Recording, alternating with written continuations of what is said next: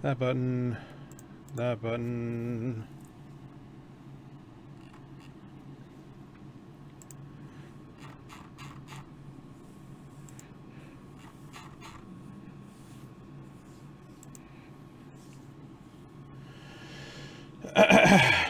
And there's the YouTube. We're live. Hooray. Okay, so once again, in proper fashion, despite it being a perfectly good time of the day for me, I'm still behind in making the show because I've been trying to read up all the freaking crap and get some writing stuff done, and I suck at doing this. So let me make sure I get some notes down real quick.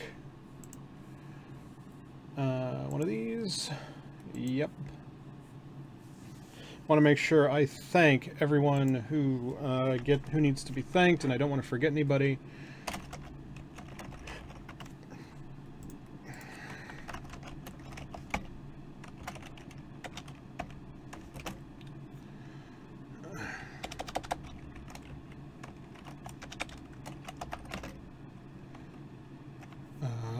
Fox for.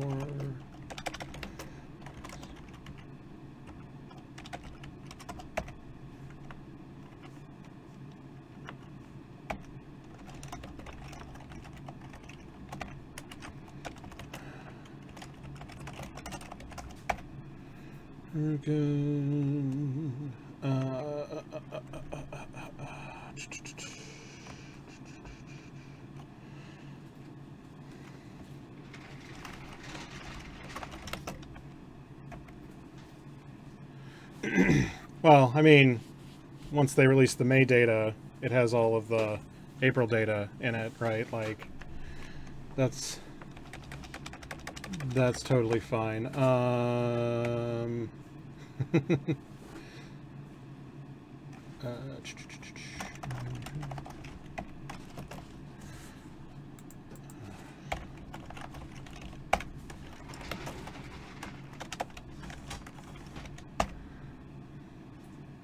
Yeah, noisy gamer.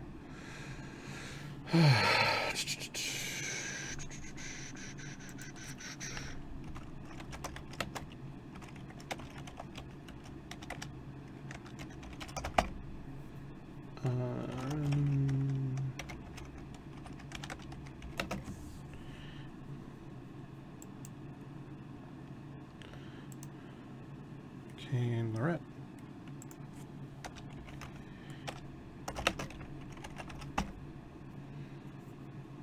Let's see. I want to make sure I don't miss anybody in my going aways. Don't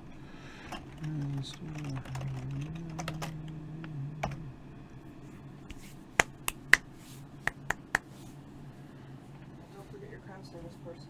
Oh, yeah.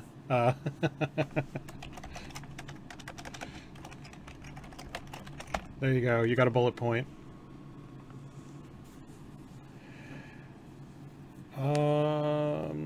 Let's see.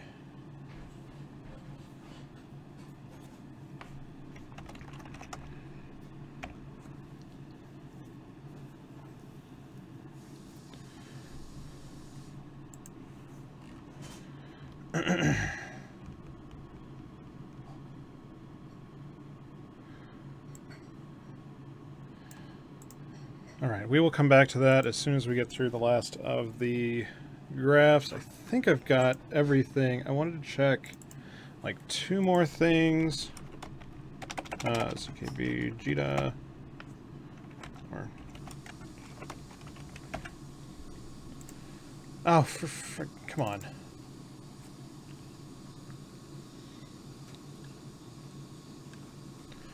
Yeah, let's put that in the list. That's an interesting one.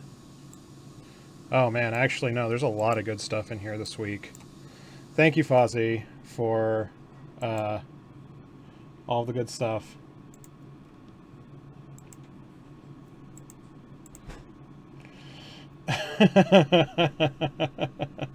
Thanks, Than.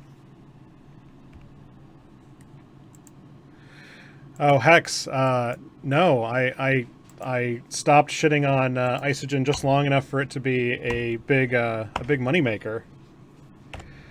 All right, yeah, rattlesnakes, VNIs. I love it when a plan comes together. Sometimes the automation just fucking works. Okay.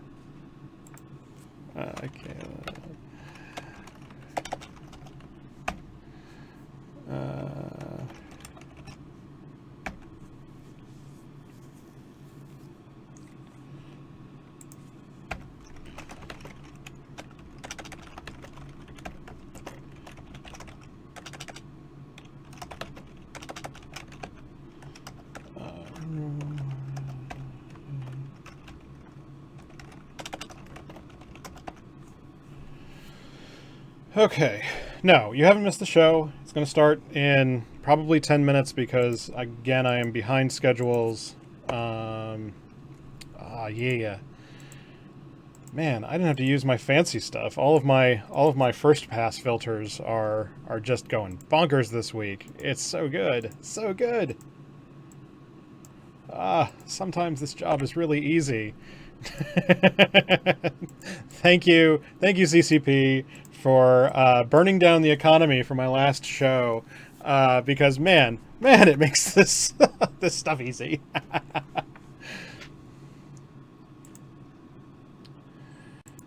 All right.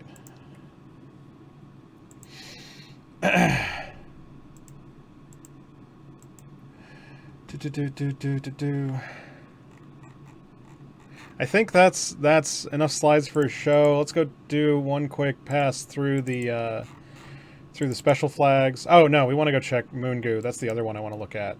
Moongoo, because Moongoo should be interesting today. Except it's not. Aw, sad. Man. I was gonna have a whole spiel about it.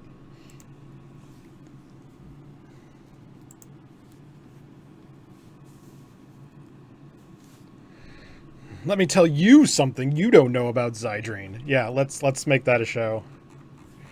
I don't know if I'm ready to go Boozy Barrister yet. Which, oh my god, if you like law blogs, you need to be reading Boozy Barrister.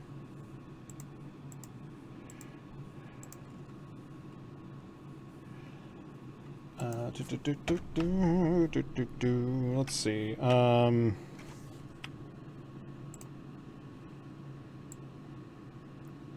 Guard and Mimic.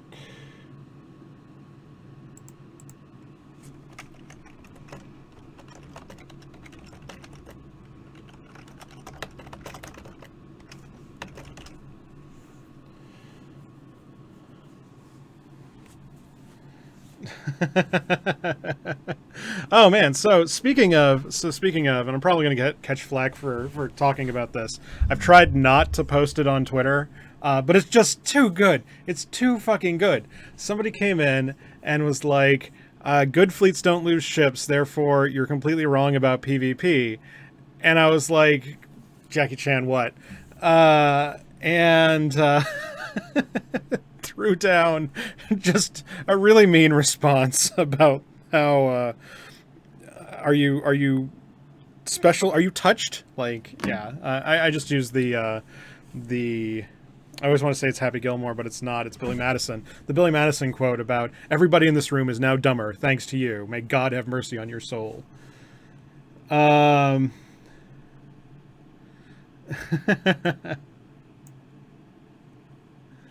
So yeah, we're gonna have so much to talk about this week about the economy, and man, I can't believe how fickle the community is. We went from CCP Quant being our savior, the best dev who gives us all the wonderful graph porn, to being Satan himself after defending the fact that too much the amount of this coming out of nullsec is too damn high. And well, I mean, he's right. I don't agree with the way they fixed it, but like, he has the numbers, and my numbers look a lot like his numbers, and I can't really fault him for it. Like,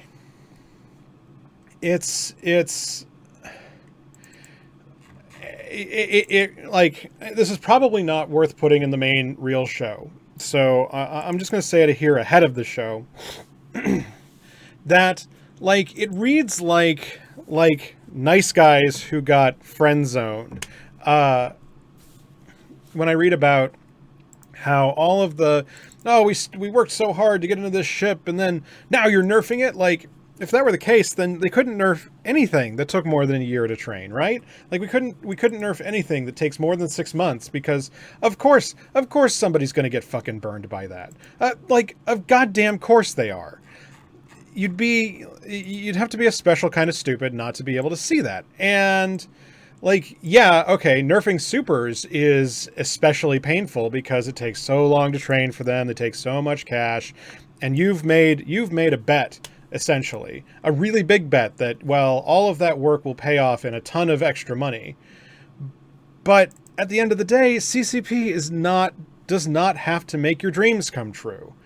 And if that pisses you off and you're burned out that you've once again chased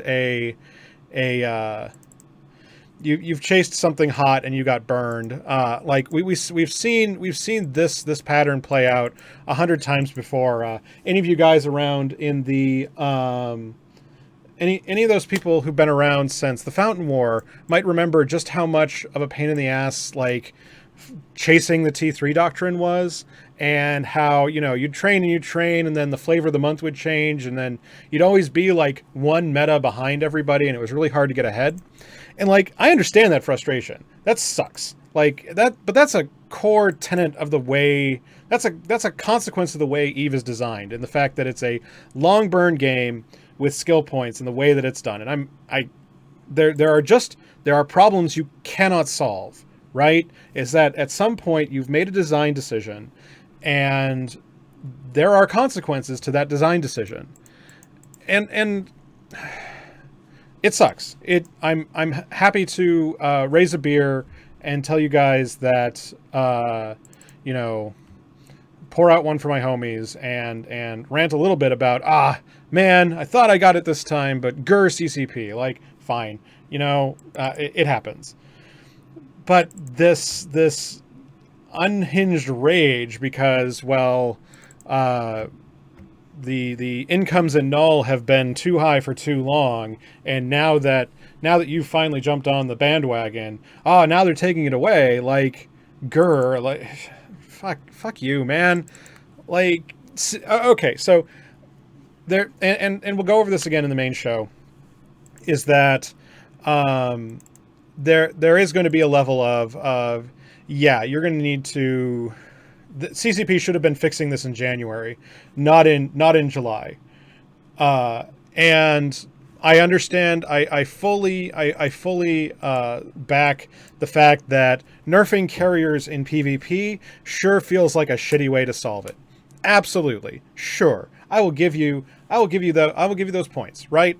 I don't think the fix is a particularly artful one. It is not the one I would have done, and it should have been on the dev plate back in January so that we could mechanically fix it rather than bludgeon it the way that we have to ahead of the final sprint into the summer. Like, there's just that's part of the cost of doing this, and we're going to talk about that in the main show. I'm getting all my side ranting out so that I don't say anything particularly super shitty in the main show when Chris has to do the edit. But, like, God, it kills me that we've that, like, we get so mad about incomes, and there is a significant portion of that thread knot talking about how I trained for so long and I want this thing, and I'm like, man, you must be especially shitty if you ever get quote unquote friend zoned. Because it reads like that argument. I keep seeing that argument in the threads, and that's the one I wanted to shit on. The nerfing carriers, you know, is a robbing Peter to pay Paul kind of move, and yeah, I agree that moving carriers so far back in the DPS meta, like where you put them on the PvP ladder, is a particularly nasty kick in the face. But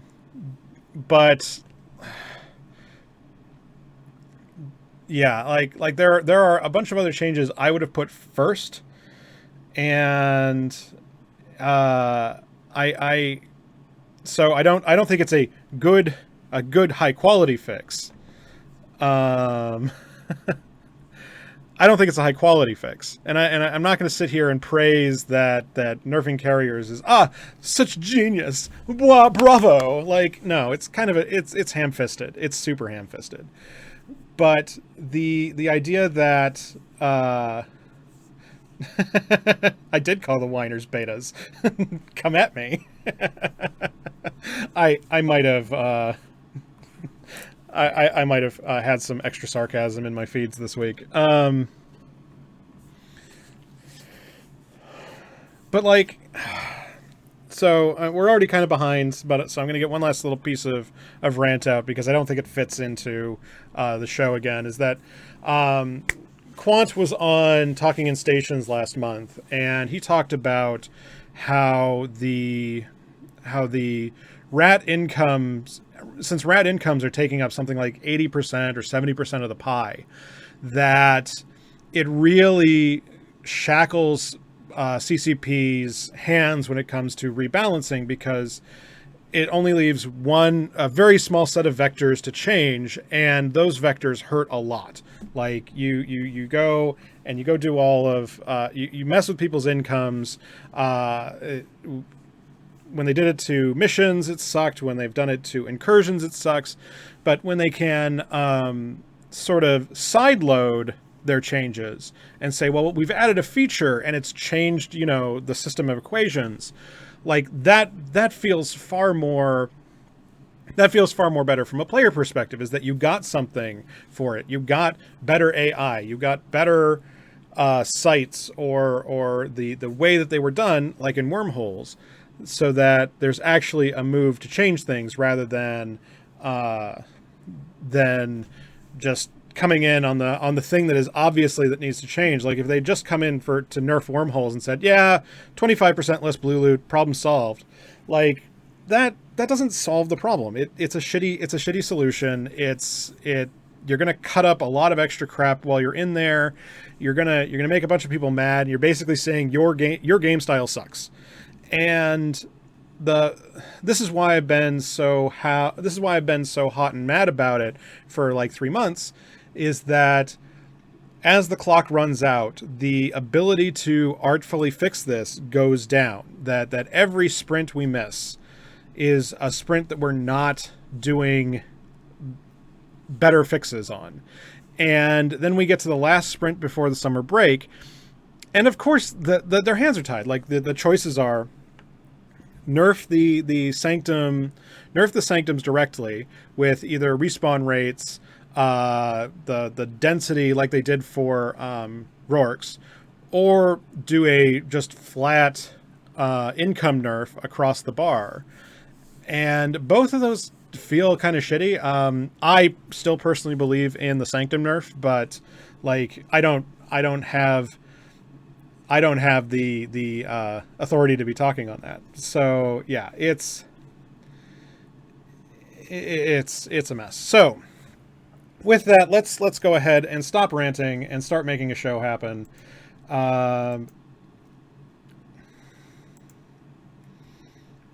Let's make sure I got the tweets out. I got the calls out. I got all of the things going.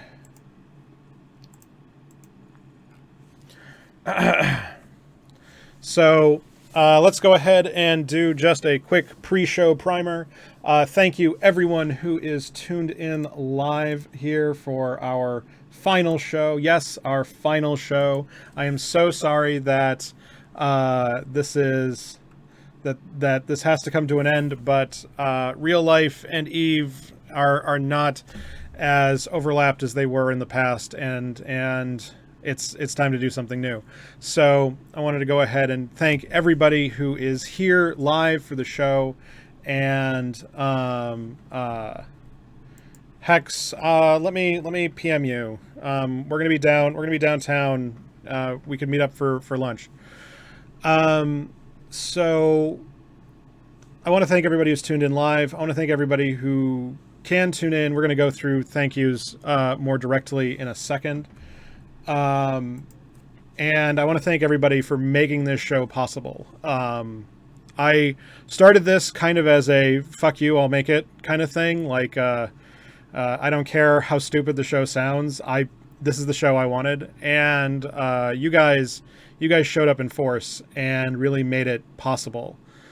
And made it way more successful than I gave it any legs to be so. So I gotta thank everybody out there. And though this show is ending, I still do enjoy the content making spheres, and I'd still like to make more content. So I'm aiming to do some stuff by the end of the summer, where we talk about some more dev fleet stuff, like let's build an app, let's go through technical topics and digest them down to the point where people can do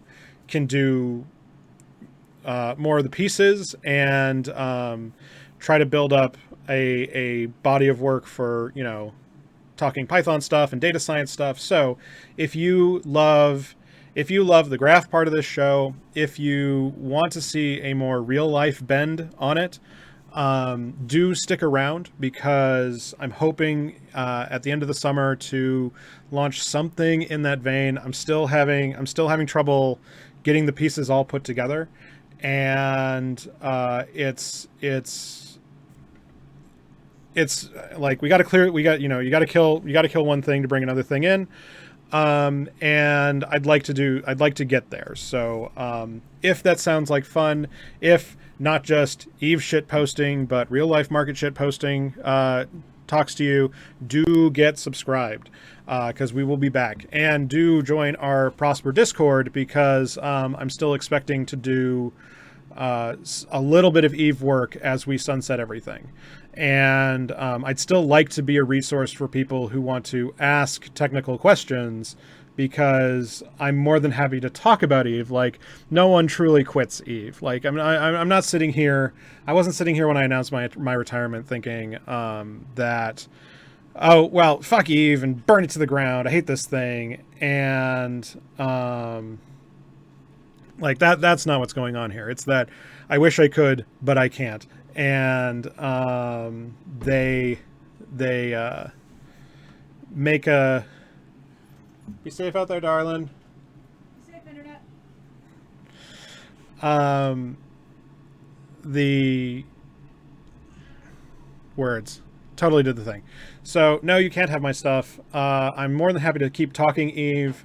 Please do join our Discord if you want to get into some of the more technical stuff as we go and relaunch.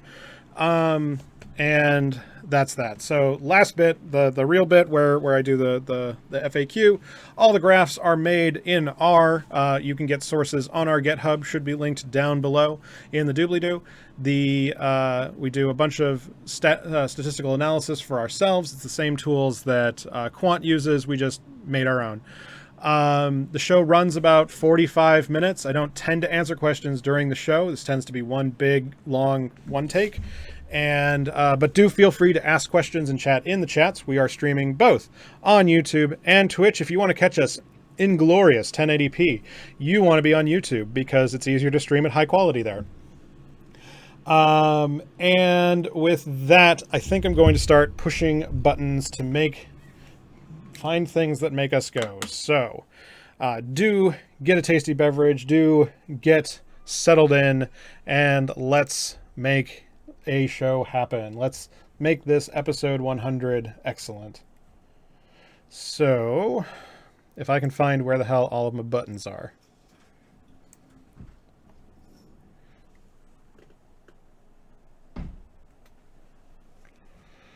Or maybe that's not the right button. That's the right button. We're going to give just a minute because there's going to be a door slam in a second.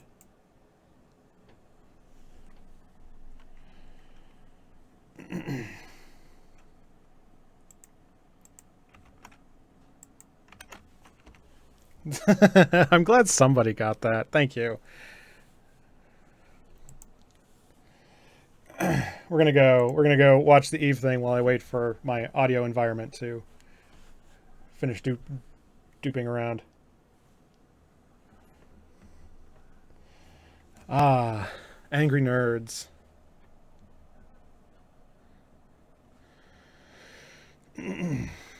Well, I mean, he's the 1% of the 1%, right, guys?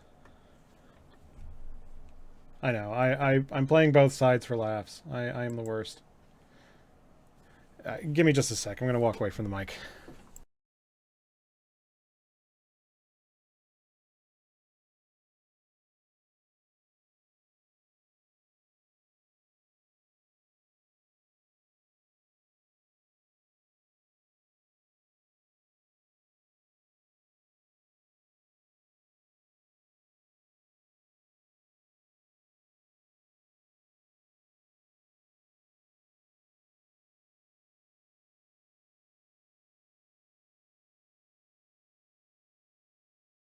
All right, we're back. We're back. I am sorry.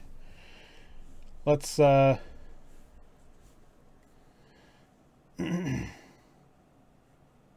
make this happen. Sorry guys, it's my first show, my first time. Be kind.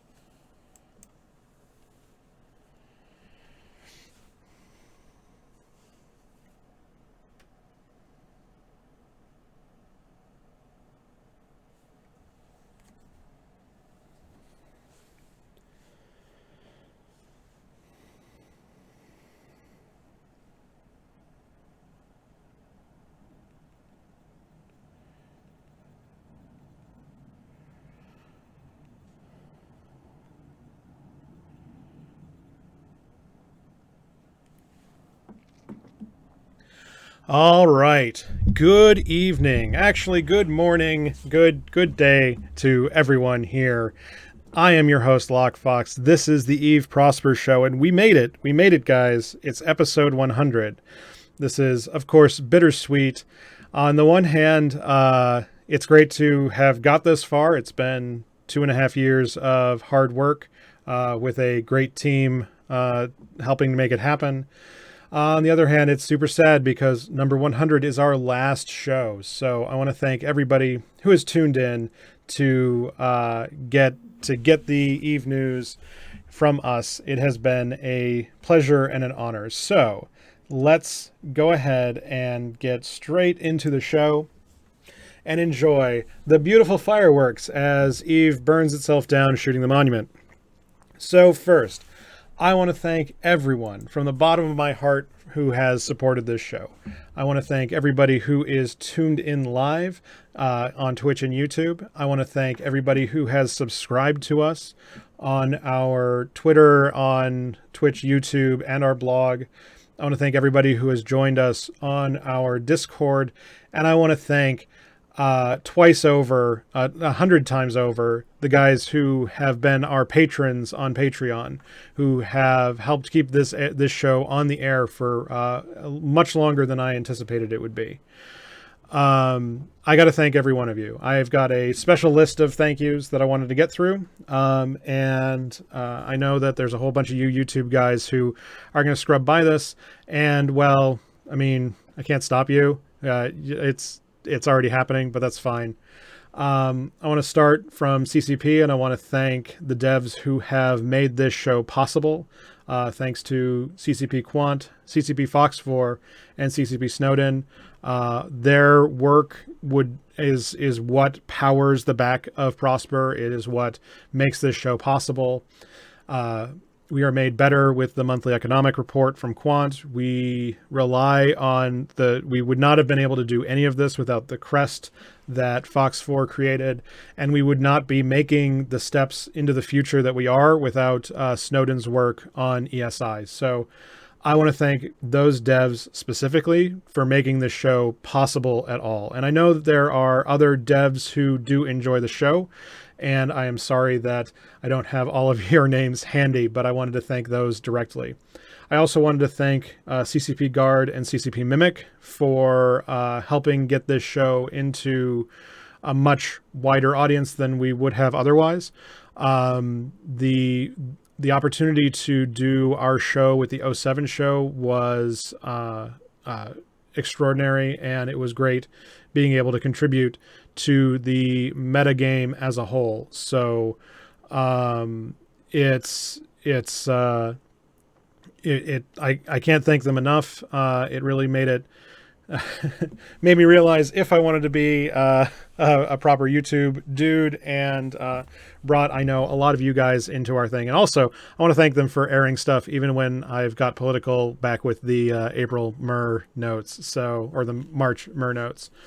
For the others that have made this possible but may have not contributed directly to code or shows directly, I want to thank a whole list of people. I want to thank CSM Steve Vernukin for representing the API and getting the tools, being our advocate for the tools that make this happen. He is amazing. His beard is amazing. I want to thank him from the bottom of my heart.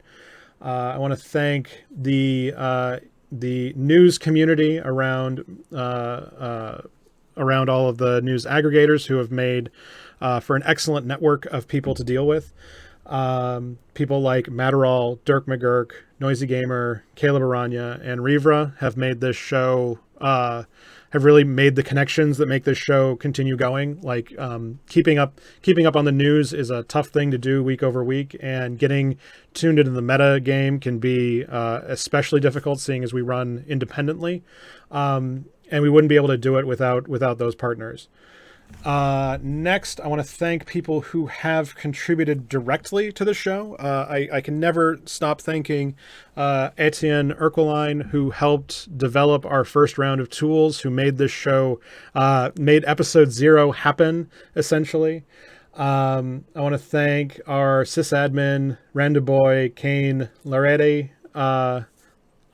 for giving us server space and dealing with my asinine database requests.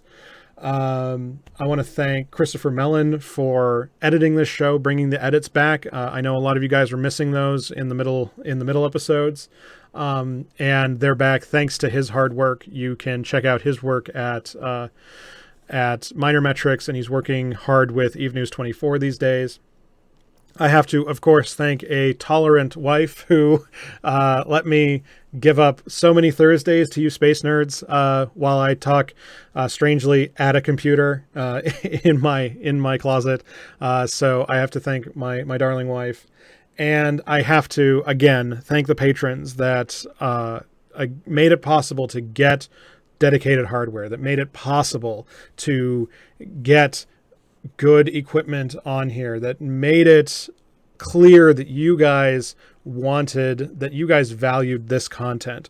For as weird as it is, for as niche of a niche that we are, the fact that we have such a wonderful patron base, despite the fact that we are unable to do things like gate content or do special patrons only stuff, out of just the goodness of their heart, that they supported such a bleeding edge, weird internet show will always shock me, and I have to thank all of you. So thank you, everyone, for doing that.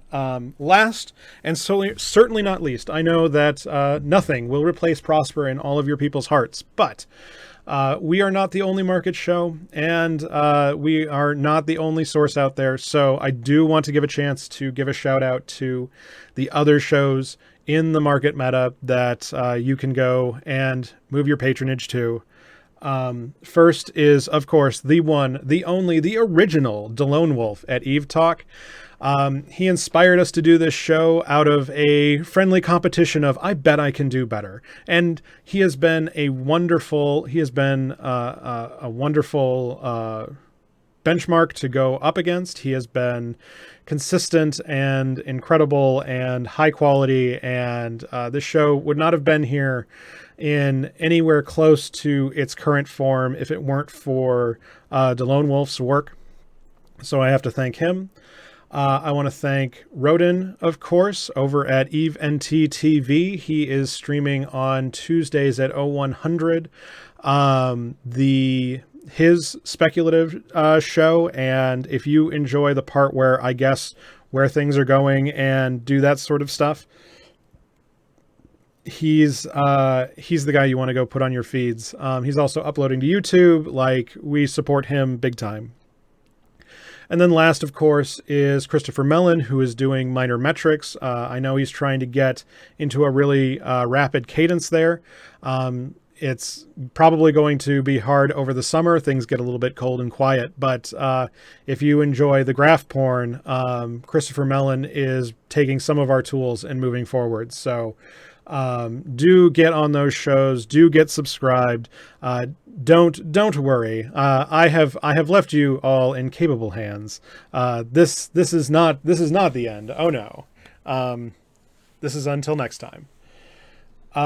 So then let's go ahead and get the last of this running. Again, if you want to support us, the Patreon is staying open till the end of this month. If you can throw a buck in, if you have been holding back, if you want to buy me a beer, this is your chance.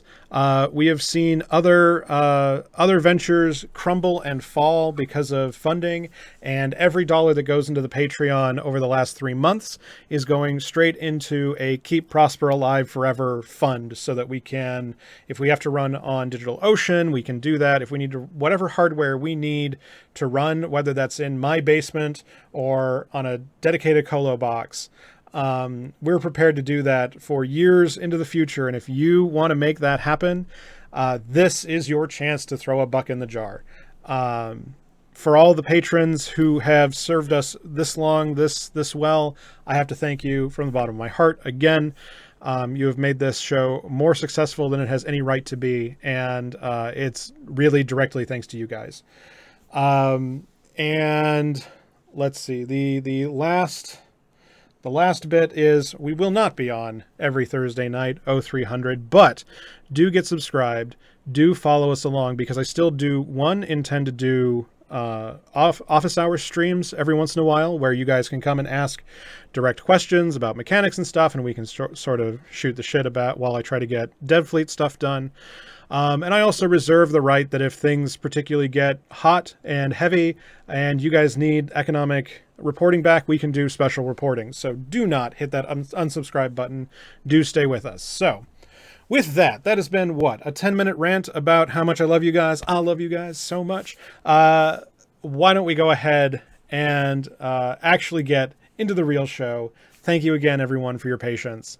Let's make this happen.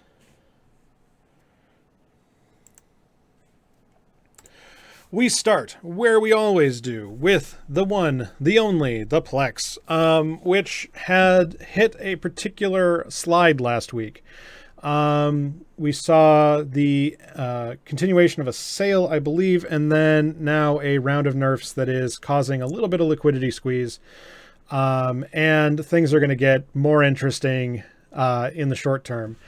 We're going to talk about the future of Plex in a much bigger way when we get to the monthly economic numbers. And but Plex is down. It's down under 2.7 million. If you are looking to buy, this is an excellent on-ramp. As much as people are complaining about the burn Jita bullshit, the numbers say that Plex is on the way up, and this is a excellent on-ramp. Zooming all the way out, we can see we're getting closer to being back on the original growth curve here. We deviated with a particular spike thanks to a shortage in supply, but have got back to it. I'm hoping, I keep hoping that we'll break some of this, but thanks to the problem of ISK fountains, We're in for a very expensive Plex summer. And again, like I said, we're going to talk a lot about this in a moment, but zooming in, we can see that for what looks like a sell-off, as people cashed out to change positions, probably to liquidate brain meat to a degree. We're still seeing pretty thin supplies out there as far as units to actually pick up.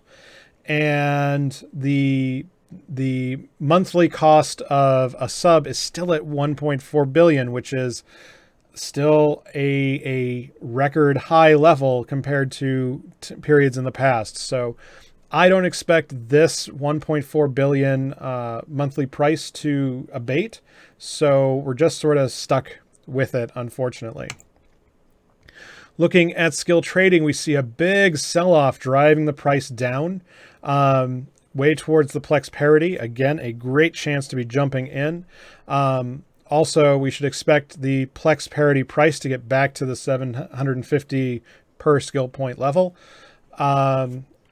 This is, again, due to Rourke pilots liquidating. This is probably going to get worse before it gets better with all of the ragers out there who may be burning more critical skills than mining in their rage to CCP. This could cause problems where the price of Plex rises to get extractors, but the price of skill trading falls because of a glut of skill points. And we see that supplies are rising, prices are falling, and I would personally put a buy order here at 700 million. I think it's an excellent chance to slurp up some of these cheapos where people are just selling and burning them for getting out of the skill points. It's bad news if you're liquidating a Rourke pilot, but that's just the way things are, unfortunately. We'll see how this rebounds in the coming months. As long as Plex stays high, I think you can get the 775 price out of it. And yes, there is as the chat is reminding me, there was ghost trading, which means there's a lot of undervalued skill points in the system to wash out. So there's I know a lot of the guys want me to talk longer about ghost training, but from my perspective on a macro level, I don't think as many of those skill points are going to come to roost as you guys are hoping. I think this means that a number of zombie farms get free, get more free ISK than average, and I think that it's going to lower the price floor here from 700 down maybe south of 650. So there's more operating budget here. But when it comes to the random Joes on the street and the general pressures of Plex, I think this is going to wash out reasonably quickly. And I expect like less than 25% of those skill points to be in zombie farms and more of it to be in the heads of people who just lapsed their accounts, who are just happy to have free skill points, dumbing down which may retard some of the demand in buying skill injectors over the summer. But I think this is gonna wash out pretty quick. I know there's a lot of consternation about, oh, they got a free ride, but I seriously, guys, I don't think it's that big a deal. There are much bigger problems to talk about. Let's talk about market indexes. Let's talk about the money supply. Holy fucking shit. So, I have been on this train since January, right? That the amount of cash coming out of the system is just too dang high, and it is a huge problem. And I kind of got poo-pooed about it, like, oh yeah. What does Locke know? He's just mad that we're making all this mad ISK. And as I said at the time, that the ISK velocity was high enough that that this wasn't super concerning, that, you know, you can have a hot system stay stable. It's just it goes wrong faster. And now that we are heading into the summer doldrums, and liquidity is taking off like a fucking rocket, we're not absorbing it into the economy. So a lot of it is just sitting in stockpile. A lot of it is just getting mined. And if you're the sort of person who worries about RMT, this is an awful signal, to the point where I'm not saying every person who is grinding up their wallet is RMTing, but the more money and the faster they're making it, the more odds of this stuff going out illicitly is, right? Like if there's a base rate of illicit work and the total ISK in the system rises up, the illicit ISK going out the system goes up with it, right? Like, I expect a linear relationship there. The one thing I would like to see, Quant, if you are listening, is if we can split out the RMT items from the ISK velocity. I think we'll see a much more interesting picture about the way liquidity is being used. Right now, I think the supply, this ISK velocity is being held up by a lot of skill trading and a lot of plex trading, and not so much in the hands of everyday commodities like ships and minerals and those sort of things. I think that a lot of the December to March velocity is absolutely real, but I worry that we're overcounting here since FanFest, to be honest. Looking at the sinks and faucets in the aggregate, again, another record month. And the one saving grace for April was we saw a big activist delta where I'm basically going to say that that's mostly bans at this point. Thanks to free-to-play, activist delta gets a little bit weird. But the price here, I think, was a lot of bans and not so much here in May. I'm hoping that we see another wave in June ahead of the changes. We may not have to see a wave in June. A lot of the people might be seeing the writing on the wall, and it may not be as lucrative anymore to do illicit activity. But as long as we're over this 100 trillion liquid mark, like, that is a lot of cash, guys. It's a ton of cash. And again, this is the heart of my problems, right? Like, we see 2.2 trillion a day generated in rat incomes, and that is just astounding. Nothing else comes close. And with this ties the hands of the devs, right? If they have, if 80% of the supply, 80% of the cash supply is coming from one source, what choices do they really have to do it? You either nerf the straight incomes that are coming out of it, you nerf the availability of cash in space, which is the move I would have done, to be completely honest. Or do you nerf the tools to rat with? And unfortunately, that's the choice they made, was to rebalance fighters and carriers to reduce the DPS coming out of carriers. And I do not love this fix, to be completely honest.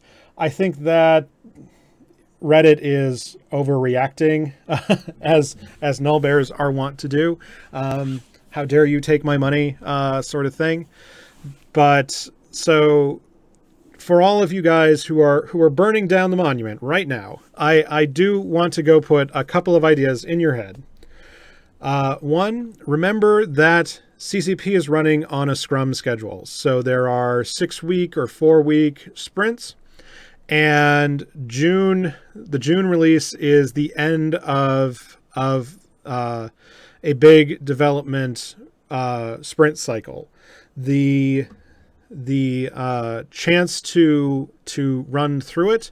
The problem is that though continuous deployment is a great idea, you have to remember that as a European company, August is essentially off of the books, right? Most European companies are going to take enormous amounts of vacation time in August at the end of July.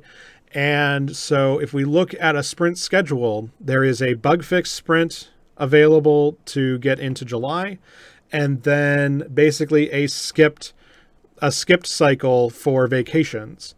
And to get back on after vacation means that you won't really see anything meaningful until September. So this is why, again, I was so alarmed over the last couple of months, is that with no news, no attempts to try and head this off at the pass, it leaves that June release as the only chance to fix it, and 3 months of dead time to just sort of let it ride. So the nerf that they chose is one that basically buys them 3 months to deal with it, right? And that nerf may have been in respect to some troubling patterns that could be evolving in PvP. I am not enough of an EFT warrior to talk about those, but the incomes absolutely positively need to get nerfed. That we need to be pulling 20% of the incomes out of null the way that they're being printed right now, because it's making all this money and it's not doing anything. And I don't care. Like any number is fine in and of its own, right? I can make you a system where 2.2 trillion printed a day is a good idea, but that means that you guys need to be doing World War B levels of warfare to be burning through that money. But right now it is sitting fallow. It is sitting rotten in banks, and it's not doing any work. And I really got to be in the case of use it or lose it. I don't even want to go into Robinhood redistributions. I want you to use it for actually fighting each other. I want to see you use it to make things happen, or you don't deserve the entitlement because you're not using it. And that's the spot I am with this, is that though if it were CCP Lockefox, I would have said bring that anomaly nerf in that's going out to asteroids. Do the same thing across the board for PvE sites, and pull 20% of the sanctums off the map. That's the way I would have fixed this. And I would have been burned just as hard about it, but I think it would have been a better answer. But I think that CCP is stuck with a bad solution. And please send a drink CCP Quant's way. He has been taking the brunt on Reddit, and I appreciate it. But oh man, guys, so much hate, so much burn. Looking out across the rest of the market, we can sort of see things are like again, we see the two pieces against each other. Production is coming down. Mining is staying flat. It's gonna move a little bit, and destruction is staying flat. But incomes continue to be meteoric. These two graphs put together are opposite. They're diametrically opposed. That this, if you're not producing and you're not destroying, where is the money going? What are you doing with the money? So I need you guys to use it. If you're going to make those kind of entitlements, you need to be leveraging those kind of entitlements. You don't need to be just sitting on your frickin' ass making the wallet spin. So, looking out at the index, the other one that Quant was pointing at was the mineral price index. And I mean, I don't love this graph, right? And it's partially because I'm not a traditional economist, so these sort of metrics, I think, get a little bit wibbly wobbly. Also, I think that they need to rebias this to a shorter period. But the fact that minerals are being devalued, I hate this idea, right? I don't hate the idea of cheap minerals. I think the penalty you pay for cheap minerals is that alphas get burned by it in a sort of minimum wage sense.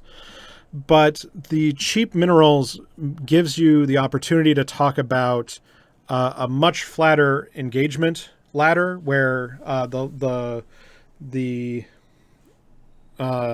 step between capital engagement and super capital engagement gets much shorter, and the step between F1 fleet and capital comes shorter. And I think both of those moves are worth the low price, to be completely honest.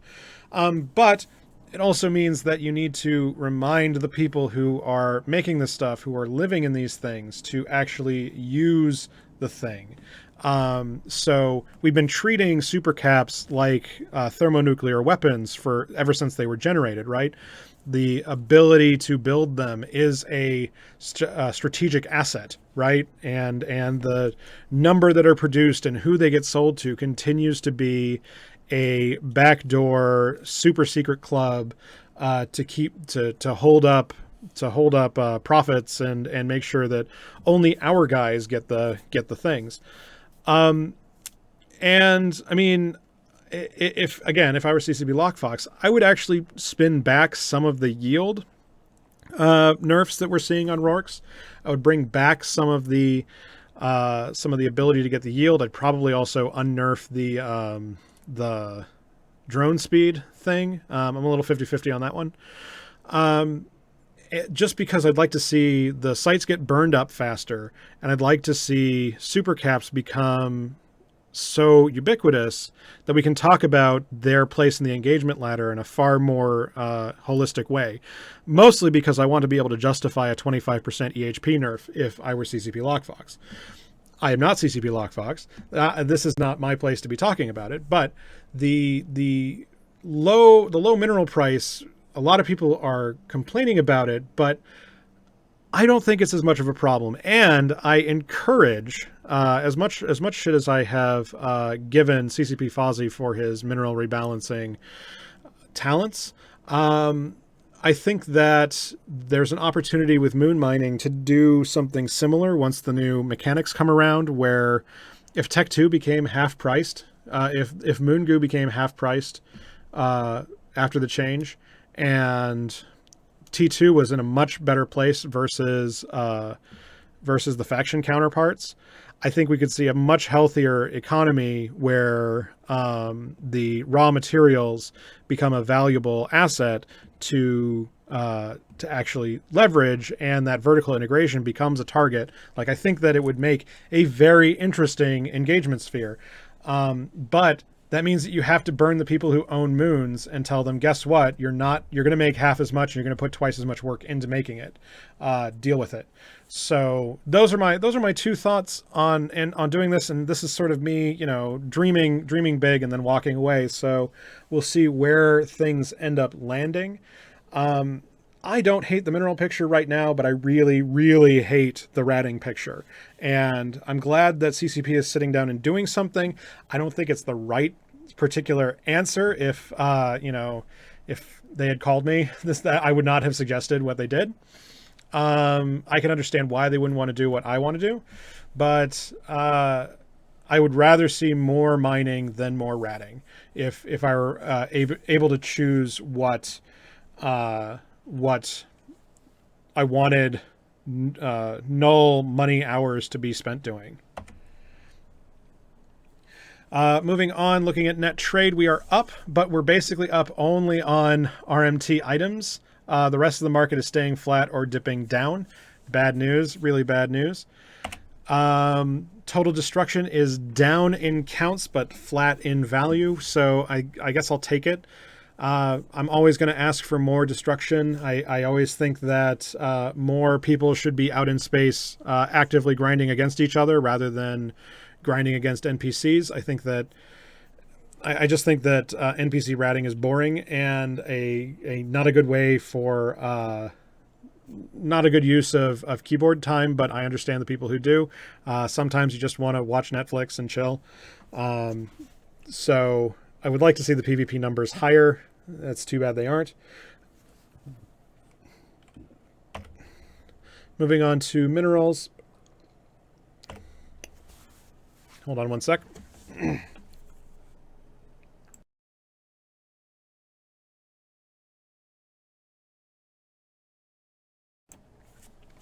So, let's talk about minerals. Minerals are going to be pretty interesting this week with the Rourke nerf. We talked about them last week that I thought that there was something fishy enough going on behind the scenes.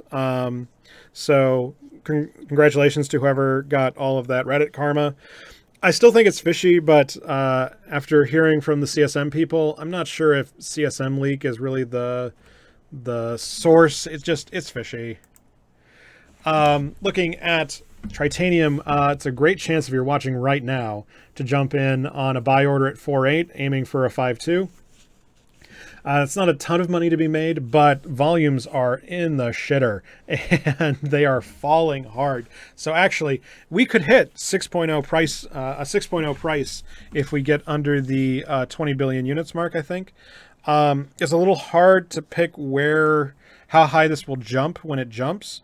Because we're going into a lower activity period, so the industrial demand to suck up the supply shortage may not be hot enough to really pop this over 5.5, but it's a decent speculative buy if you're watching live. Pyrite, another one that I was concerned about. This one I think is going to move a lot harder thanks to the Rourke nerf.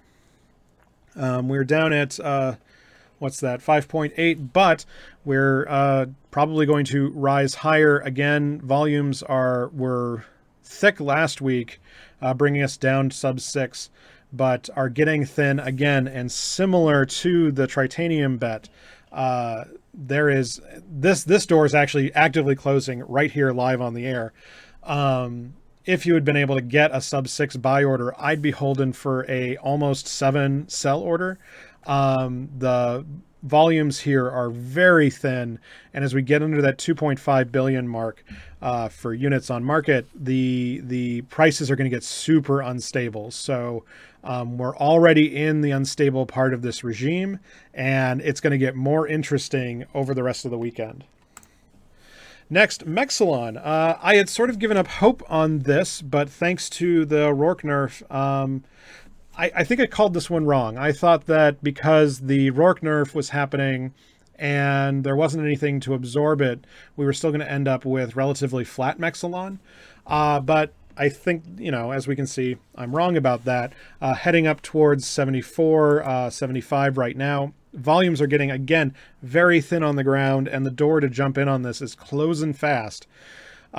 We could be in for an 80 spike. We could be in for an 85 spike. Mexilon tends to get super short. There's not a lot more space here to buy out.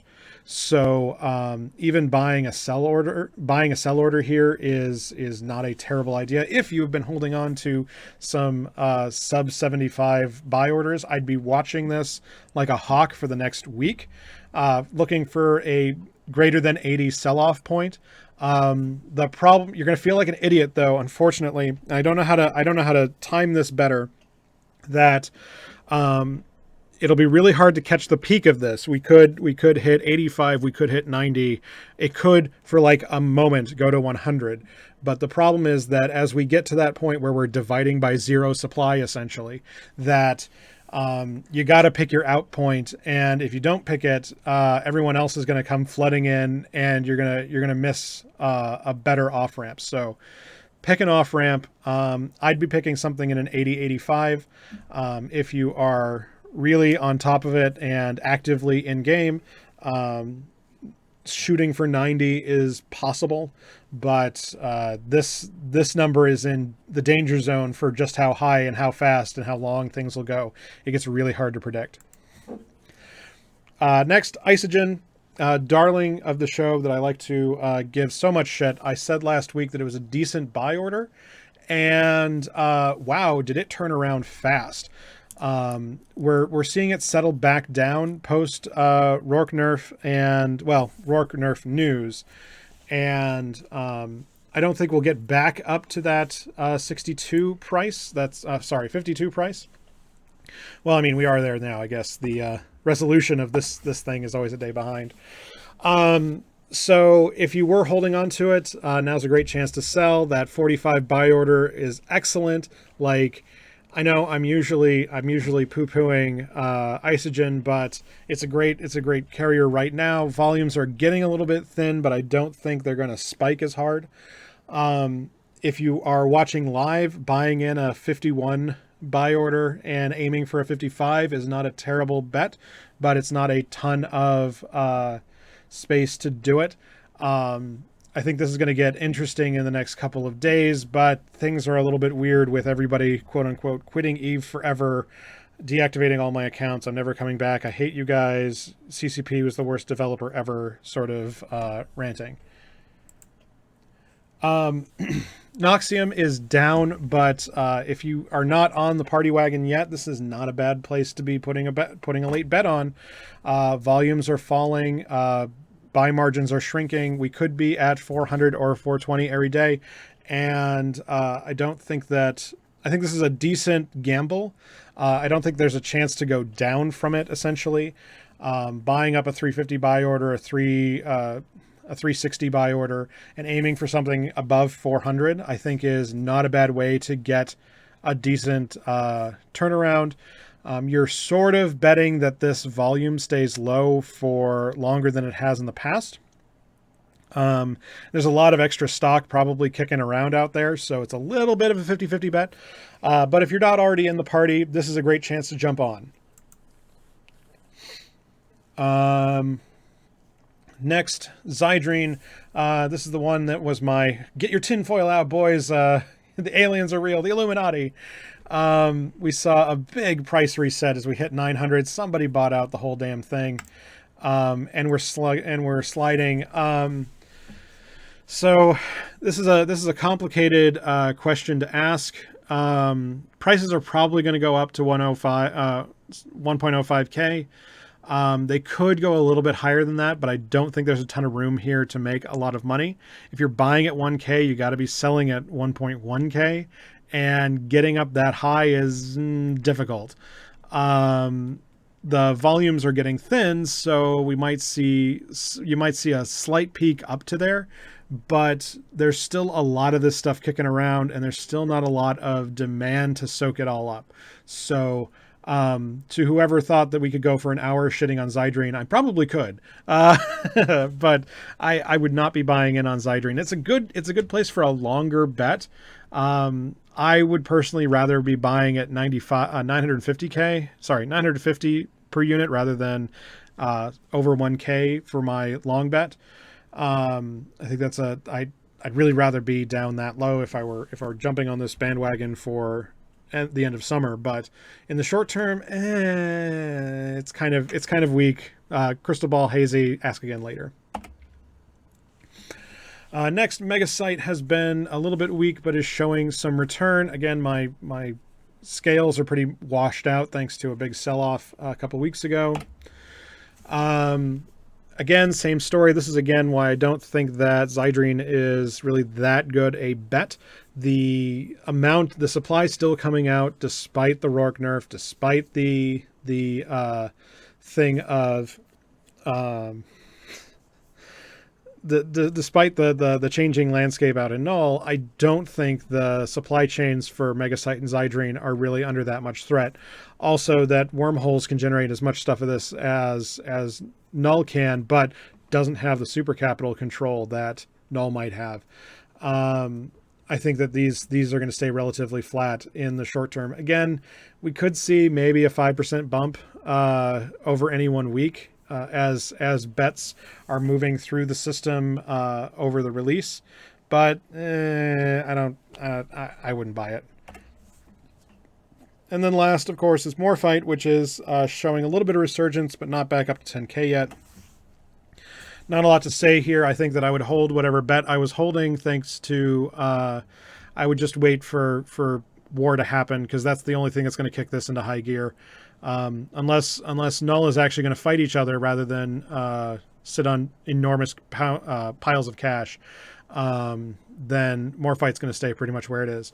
Again, this is my last chance to pitch you my long-term bet for moon mining, is that if the future I see of cheaper T2 comes to fruition, I think that Morphite is a great place to put a long-term bet in, and buying out some of this sub 9K buy order space, getting some of these really cheap units, onesie twosie over the next 6 months, I think is a really great chance to have a really big payday in November. But it's a bet, it's a gamble, and that's why I would be only buying up the really, really good buy orders. And I wouldn't be paying over 9K a unit, period. There's no reason to do that. And I'd be aiming for down after this first. So if you go to adamforeve.eu and look at their order depths, there's a chart that describes just where all of the orders are that make up this buy price.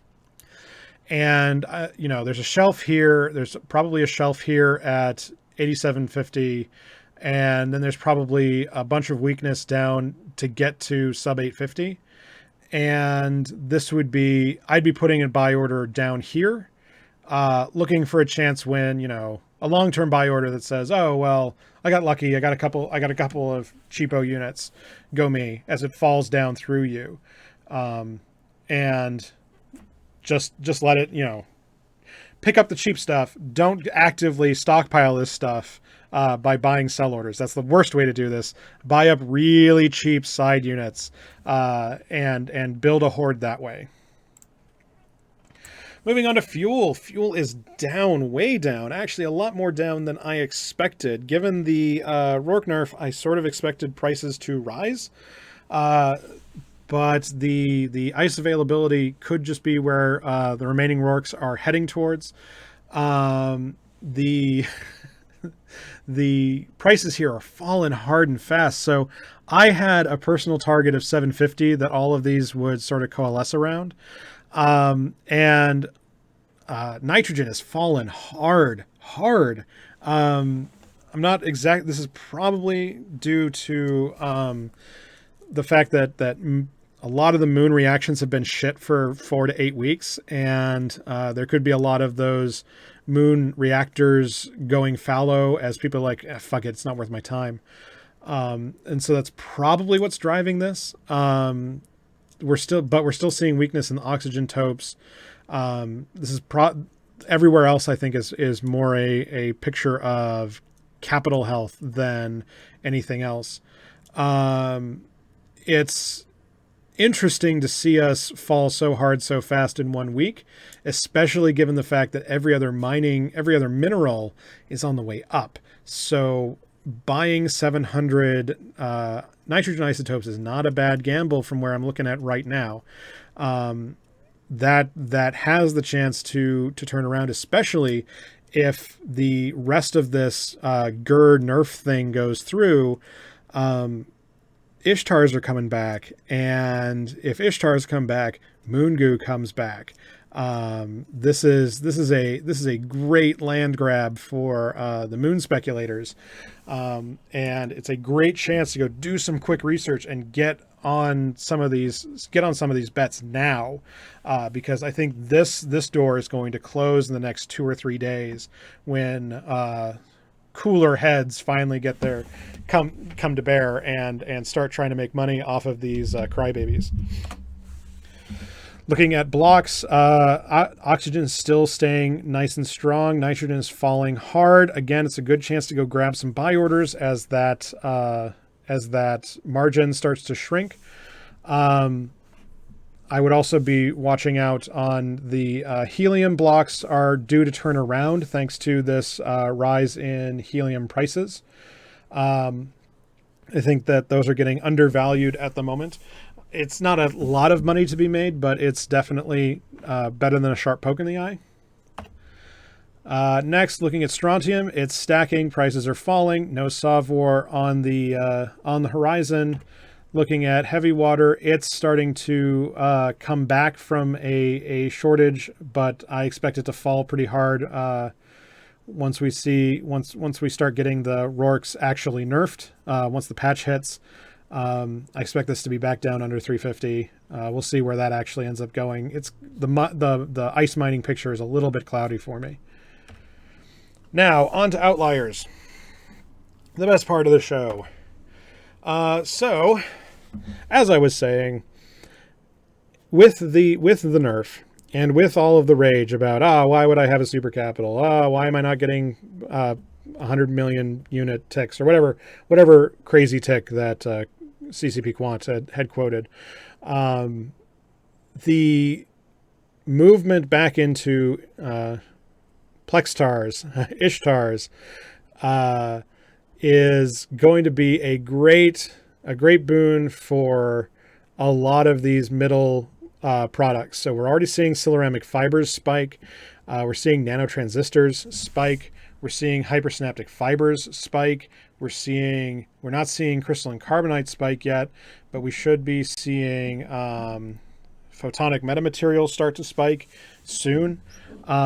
These are the places I'd be putting some bets, is basically the Ishtar. If everybody's going to have to go back to the Ishtar, then there's some great opportunities here. The other thing is, if you want to be super dastardly about it, there are some really there's nothing that's moved in the raw moon material markets yet, and those are really slow to come around. So you might be able to on-ramp now in something in a dysprosium or in neodymium, and jump in now that the price is at a basement. Wait 2 weeks when everybody finally gets their heads on straight about these high nanotransistor prices, or these high hypersynaptic fiber prices, or fermionic condensates spiking, and basically get to be the merchant that goes, oh no, my stuff doubled. Oh, this is so awful. Maybe you should buy some Dispro from me, your friendly neighborhood Dispro guy. So I think this is an excellent speculation opportunity. Now that I've said it, it's probably going to be half as good as it was, but like, I had been heartbroken that my favorite market had been getting so thin, and this is a big shot in the arm for moon producers. Next, my outliers are almost entirely from my PvP stats. So let's talk about excavator mining drones. Oh, they're under 1 billion thanks to the sell-offs. Thanks to the, now they're all selling off thanks to the nerf announcement. Prices are low. It's a great chance to be buying in at closer to 800. If you still expect to run a Rourke, you should be stocking up now, especially since they're going to die more often. This is not a bad chance to on-ramp for some cheapo ones. Sell back at 1.2 once we get back up there. I still think Rourkes have a place. I still think that the churn rate is going to be high enough that the prices have to rise. I just don't know when you're going to get your off-ramp. Next, rattlesnakes. Oh man, what is another thing that was brought up in the Flame War Threadnought? That rattlesnakes are now amazing for ratting. Where did everybody go out and buy? Rattlesnakes. And the prices have reset. Do that along with the fact that minerals are changing. The mineral mixes are changing in pirate battleships. They're getting a balance pass where the loot table is going to be trimmed back a little bit for how many blueprints are brought in. I still expect pretty high saturation levels of blueprints though.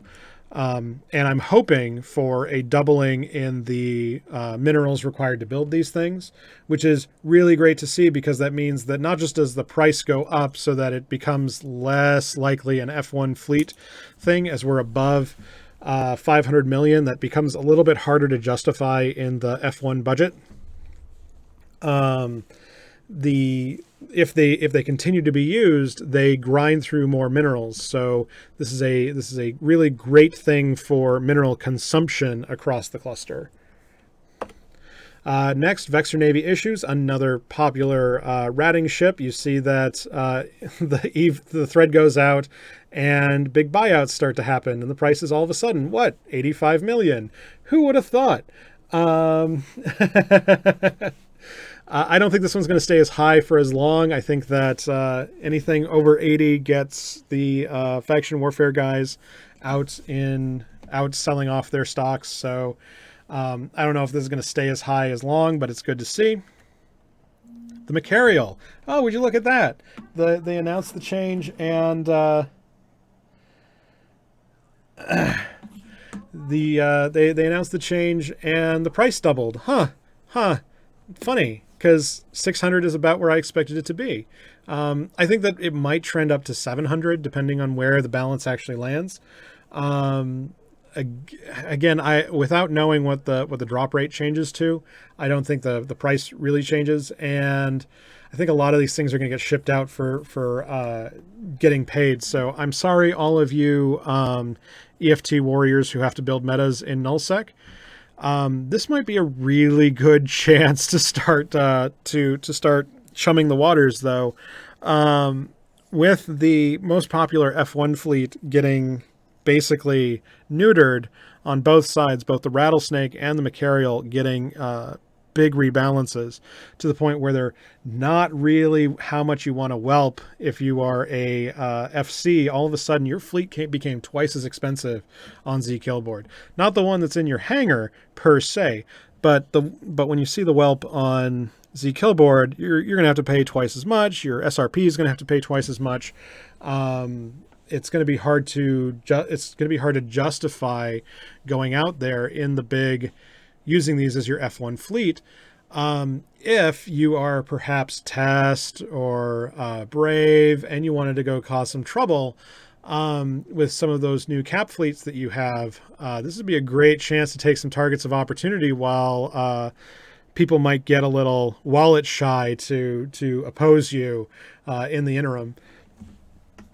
We'll see if that actually comes through. That's what I would do if I were an FC right now, is that I would be, I think that the likes of GSF are flat-footed when it comes to reorganizing their fleet metas. They tend to be low and slow, and it's a great chance to go cause some havoc when the primary tool is no longer the best thing to pick. So yeah, it's definitely, I think it's a tactical opportunity, but that's because I'm weird. The Gila is taking another rise up. Again, similar story. It is going to be a popular ratting ship north of 220, but we're still talking versus the Ishtar on par with it. And Ishtar volumes are super thin, so if you bought up some of these buy orders, if you could get some buy orders filled, like, we're talking some serious margin right there. This is a great chance for more producers to jump in, because I think that we're back to Ishtar's online, at least for the summer. And it's excellent chance to make some extra money. And it's great to see something that actually gets produced rather than farmed, actually dominating the meta again. All right, next. Looking at prediction review, we talked about the Panther a couple of weeks ago, that it was apt to overcorrect, and I'd actually thought that it wouldn't, to be honest. I thought that it wasn't really popular enough. I didn't expect a lot of producers to be changing their mixes. Like, it was likely but unlikely, and it really overcorrected. Unfortunately, the opportunity is over, but this is why I bring this stuff up to you guys, is that when you're looking at the top of the Tech 2 ladder, where you're looking at Black Ops and Marauders and Heavy Interdictors, the volumes are so low that things get really funny in the production spheres, where a buyout happens or a producer goes offline and prices spike, and everybody's spreadsheets go and say, oh man, I should be building Panthers. And then they build a bunch and they realize that only 9 sell a day. I'm like, well, shit, I've got all these Panthers and I'm 0 on isking. This sucks, this sucks, this sucks. I'm just going to dump the price to buy orders. The prices fall and they end up eating their margin here entirely. They thought they were going to get paid here, and instead they're getting paid 20% less. And then the price resets and we end up back on a steady state. So unfortunately, if you buy here, I don't know when the sell is, other than just doing this 100 million margin right here. But this is why I bring it up, is that it only happens like 40% of the time, but it's in 40% is enough where, you know, you watch for it to dip below the previous order level of 900. And then it becomes a buy for you, and you can go and clean up off the backs of these producers who didn't know what they were doing. And it's a great chance to get some cheap stuff. So it's why I always put alerts for it. I watch it. If it does it, then I buy it. If it doesn't do it, I just stop watching it. Like, it's a win-win. You don't have to spend money to win in this one. You just have to be watching for it. Next, we brought up last week the Council Diplomatique shuttle. It spiked unexpectedly to 30 million, but has reset to regular prices. So again, these spikes are really short and fast. It looks like a big supply got bought out and it got into an unstable spot to spike. But once it spikes, volumes flood back onto the market. Things become stable again. Party's over. And then this one, I don't think I brought it up in last week's thing because I wasn't sure where it went in the meta. And if you have news about this, I would love to know why the Leopard all of a sudden is double the price in the last week or so. It was going up. I thought it was going to go to 15 mil and come back down. It's almost a 20 now. I'm not really sure what is driving this. It'll probably settle back down to 13 or 14 once everything's said and done. But oh wait, that's 100. Leopard is the shuttle, so it's over 100 million. So I don't know why Leopards are suddenly popular. So I was thinking they were covered op ships. That's why I didn't bring them up last week, because I'm an idiot and I don't know what my ships are. So they're super popular right now, and if you wanted to sell Leopards, like, you can probably get 200 million for them. I don't know what's driving this, and the fact that the volumes are so high means that it would be it's an unstable spot to be jumping in on. But if you're watching now and you want to sell them, then now's a good chance to sell. And then last, as we wrap up this show, let's go talk about some violence. Talk about active ships. Again, I'm really glad to see the excavator mining drones bringing up the kill counts here and really driving the value destroyed. Like, this is what's keeping PvP stats high despite the low turnout right now. Is the excavator mining drone destruction is really doing a number here. And with the lowered speed, the continuing of lowering the speed, the number of these things that can get destroyed, I think, is going up. So I guess that's good. Might have to filter in the future if excavator destruction stays above the 40 billion mark. Next, active systems. Not a lot to say. This is the thing that kills me lately, is that you go and you look at the latest systems, and there's a bunch of activity few months ago, but things are flat, right? The prices here, the content here just isn't there. And you look at regions, not a lot to say either. Black Rise still leading the charge in counts. Providence still staying on the thing in nullsec. Like, it is quiet. It is too quiet. And this is why I keep getting on my soapbox about destruction really needs to be out there. We really need to be churning that destruction, or we don't get the content. We don't have the energy in the system to turn the economy. That's the really destructive thing here, is not so much your favorite ship sucks, or that this is part of the reason why I'm sympathetic to the PvP part of the argument, saying that, well, this is going to reduce capitals out in space, which means that value destroyed is going to go down, or we're going to be in Dreads Online, which, having an F1 Dread fleet sounds a little bit cool, but sounds like kind of lame at the same time. So I don't think I really want to make that trade. So like I am super duper worried about EVE over this summer. And I think that a real lull in PvP and a real spike in liquidity could do some very long-term damage to the game as a whole. And without a major war to help chew through some of that badness, I am sincerely worried. So I unfortunately am neutral Switzerland, so I can't really tell people who to kill and what to kill them with. But the idea that you'd rather shoot crosses than shoot players is a little bit concerning. Without that destruction, without ships exploding, without player ships exploding, we have a really hard time generating the content for the entire game.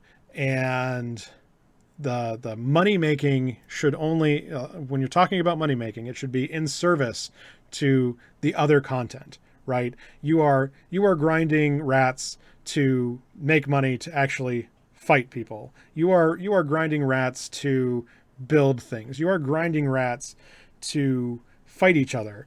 And you're not grinding rats just to make the numbers spin faster. If that's the case, there's Cookie Clicker. If that's all you really wanted, Cookie Clicker is out there, and it doesn't cost you half as much. So with that, I'm going to go bring this show to an end. I'm going to stop shitting on null bears for the time being. I want to thank everybody who tuned in live. Looks like we had 70 people here on live, even versus the Alliance tournaments. So thank you everybody who tuned in for us. Thank you again, all of our patrons. Thank you again, our editor, Christopher Mellen. Thank you everyone who has contributed code. Thank you everyone who contributes counter arguments to our work. It's been an excellent run, and you guys have made this just as possible as I have. Like, this is, I know it's cheese to be like the audience is the real heroes here, but to be honest, we wouldn't be here if you guys didn't enjoy this kind of content. So I want to thank everybody who has subscribed. I want to thank everybody who contributes. I want to thank everybody who has given us support, whether that's in mails or comments, or through our Patreon, or through sharing with your friends. It's been an excellent run. Again, just to reiterate the point, though this show is ending, do not take your eyes away from this spot yet. I do expect to bring something back at the end of the summer. I can't tell you that it's EVE related, because I just can't stay engaged in EVE the way my real life is going these days. But I still want to bring you guys the sort of content that we do, just in a bigger context. I want to do the same data science, look under the hood, show that the Emperor is not as much of a secret badass as he may look to be, and really bring this out to everybody.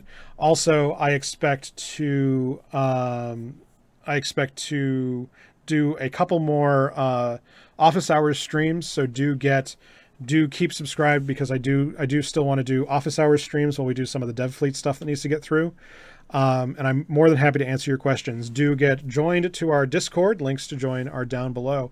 And if you wanted to buy us a beer, if you want to support the show monetarily, we're running the Patreon till the end of this month, and that is to keep the servers and services and databases running as long as we possibly can. So if you want to make sure that the data science stuff that makes this go, then chipping a buck in there is a great opportunity to do so. We close that at the end of this month, and every dollar there goes an extraordinarily long way. So thank you everyone. Thank you everybody who tuned in live. Thank you everyone who has been here from, whether that's been episode 1 or episode 99.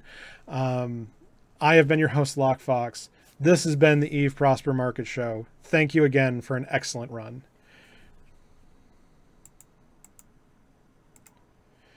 All right, and that means we're clear. So you guys got to give me like 1 minute to go get my drink refilled, and then we're going to do 30 minutes of Q&A. If you guys have questions, otherwise I can make this a 30-minute shit on Null Bears thing if you guys really want. I have no sympathy for Null Bears at this point. I know there's plenty of Null Bears who watch this. I'm not talking about you guys. You guys are the good ones.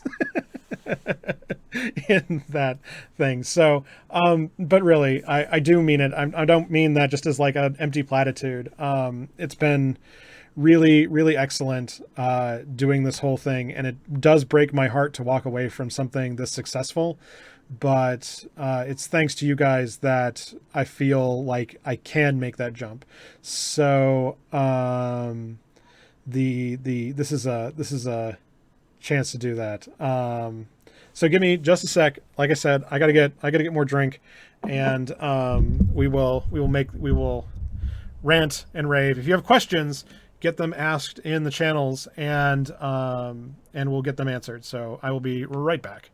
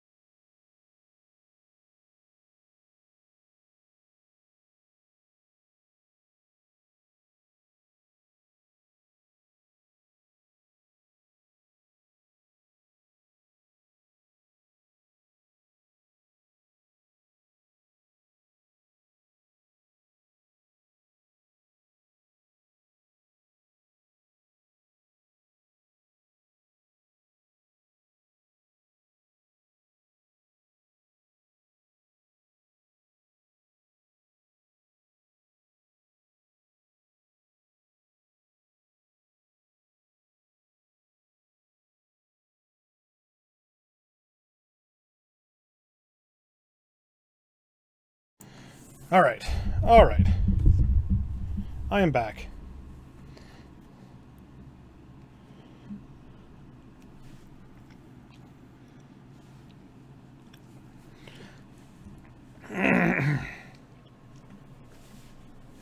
So, questions about what I'd like to see done. So I always want more active systems. I want more dynamic ones. I think that the advanced AI should be used. I think that an opportunities system that dynamically escalates is a way forward. And I think that more actively controlling the pipes is a thing worth doing. But as of right now, the problem is that there's only so much.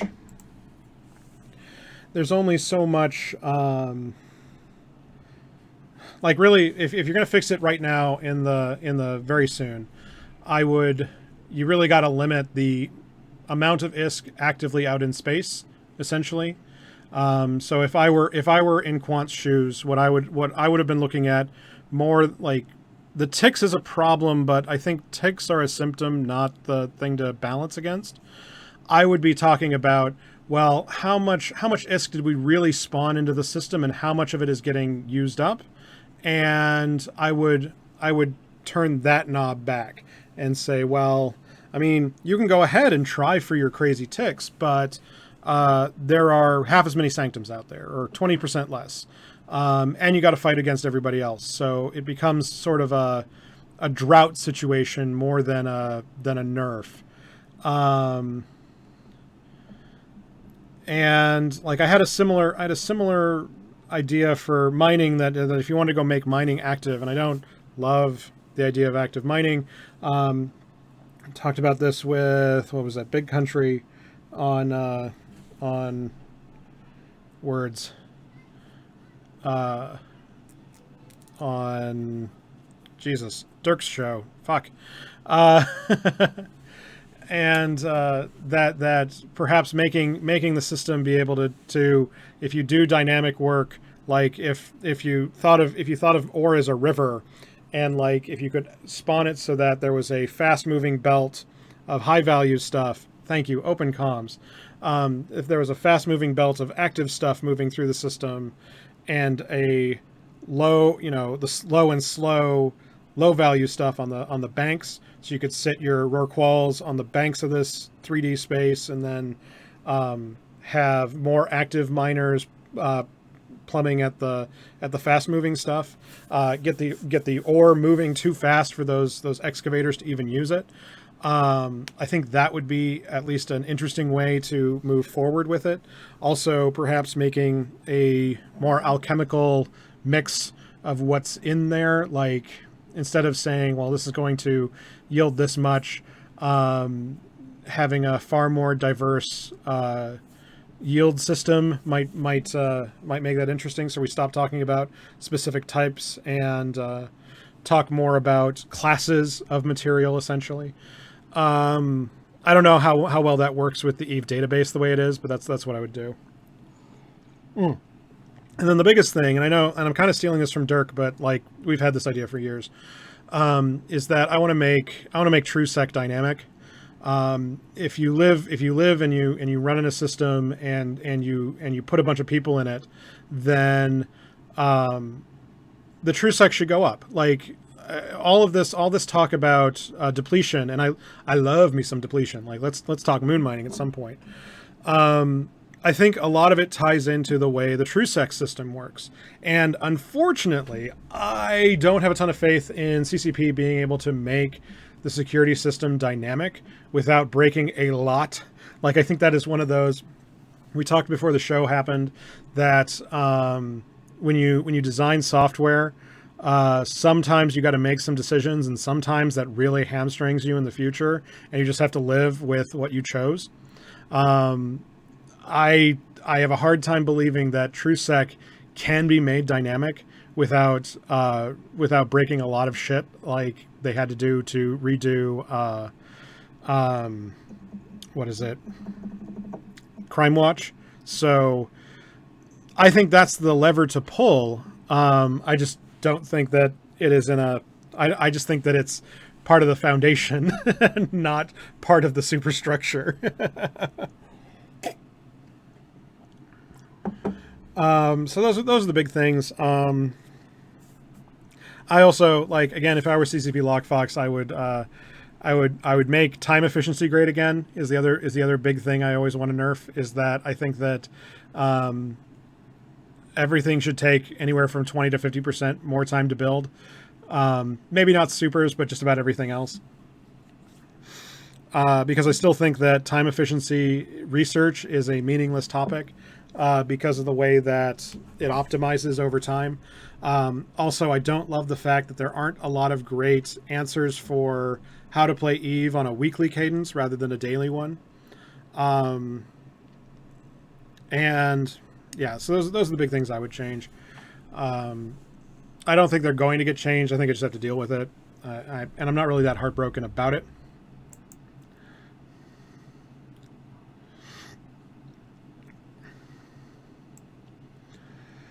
But yeah, it was, it's interesting nonetheless. And like I said, the show could go on with special reports if things get super interesting. I mean, the tools aren't going to break until they break Crest, but we're basically covered soon.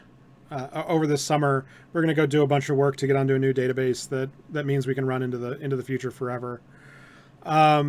So like I can still do special reports.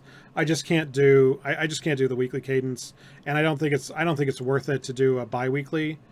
It might still be worth it to do a pre-patch post-patch sort of thing. And if the MERS get really interesting, I might do those.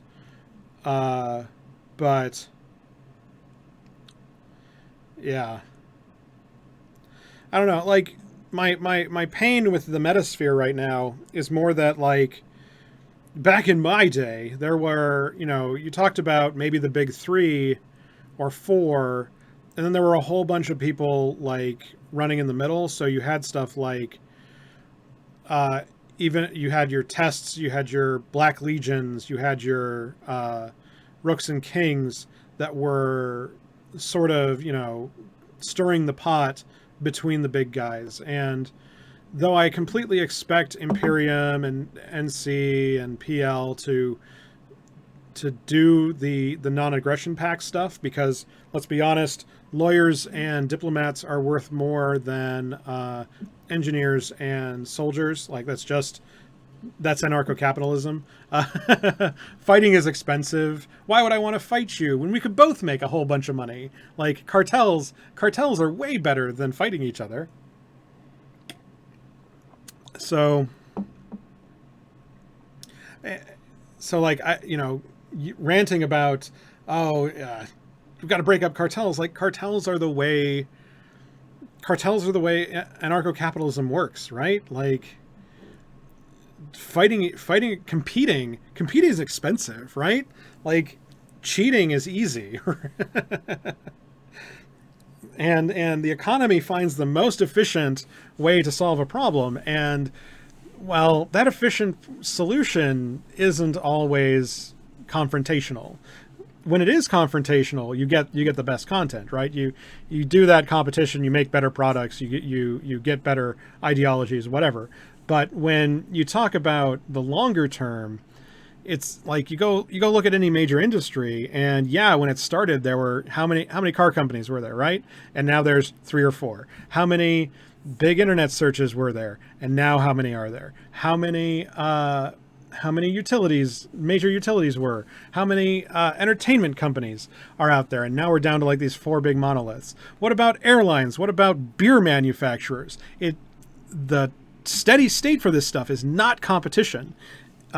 It's better when they are competing, but when they're allowed to, mergers are far more valuable than competition because competing is expensive.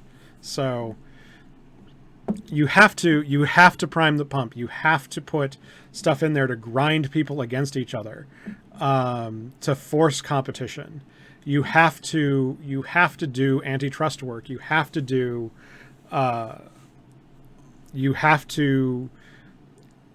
foster competition. The garden of free market economy doesn't particularly love competition. Competition's just stage 1. And so, not to go all liberal hippie about it, but yeah, it's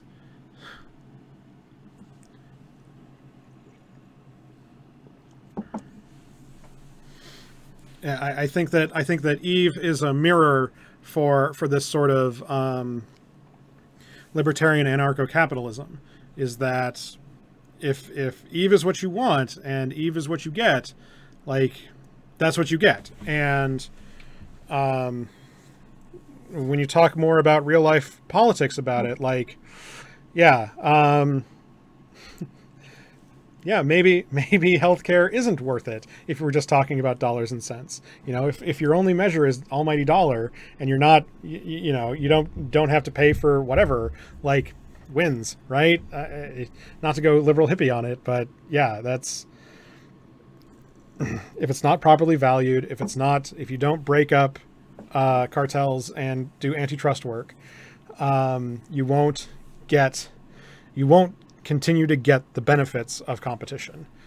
And the benefits of competition are not just less regulation and more freedom. It's properly valuing things too. So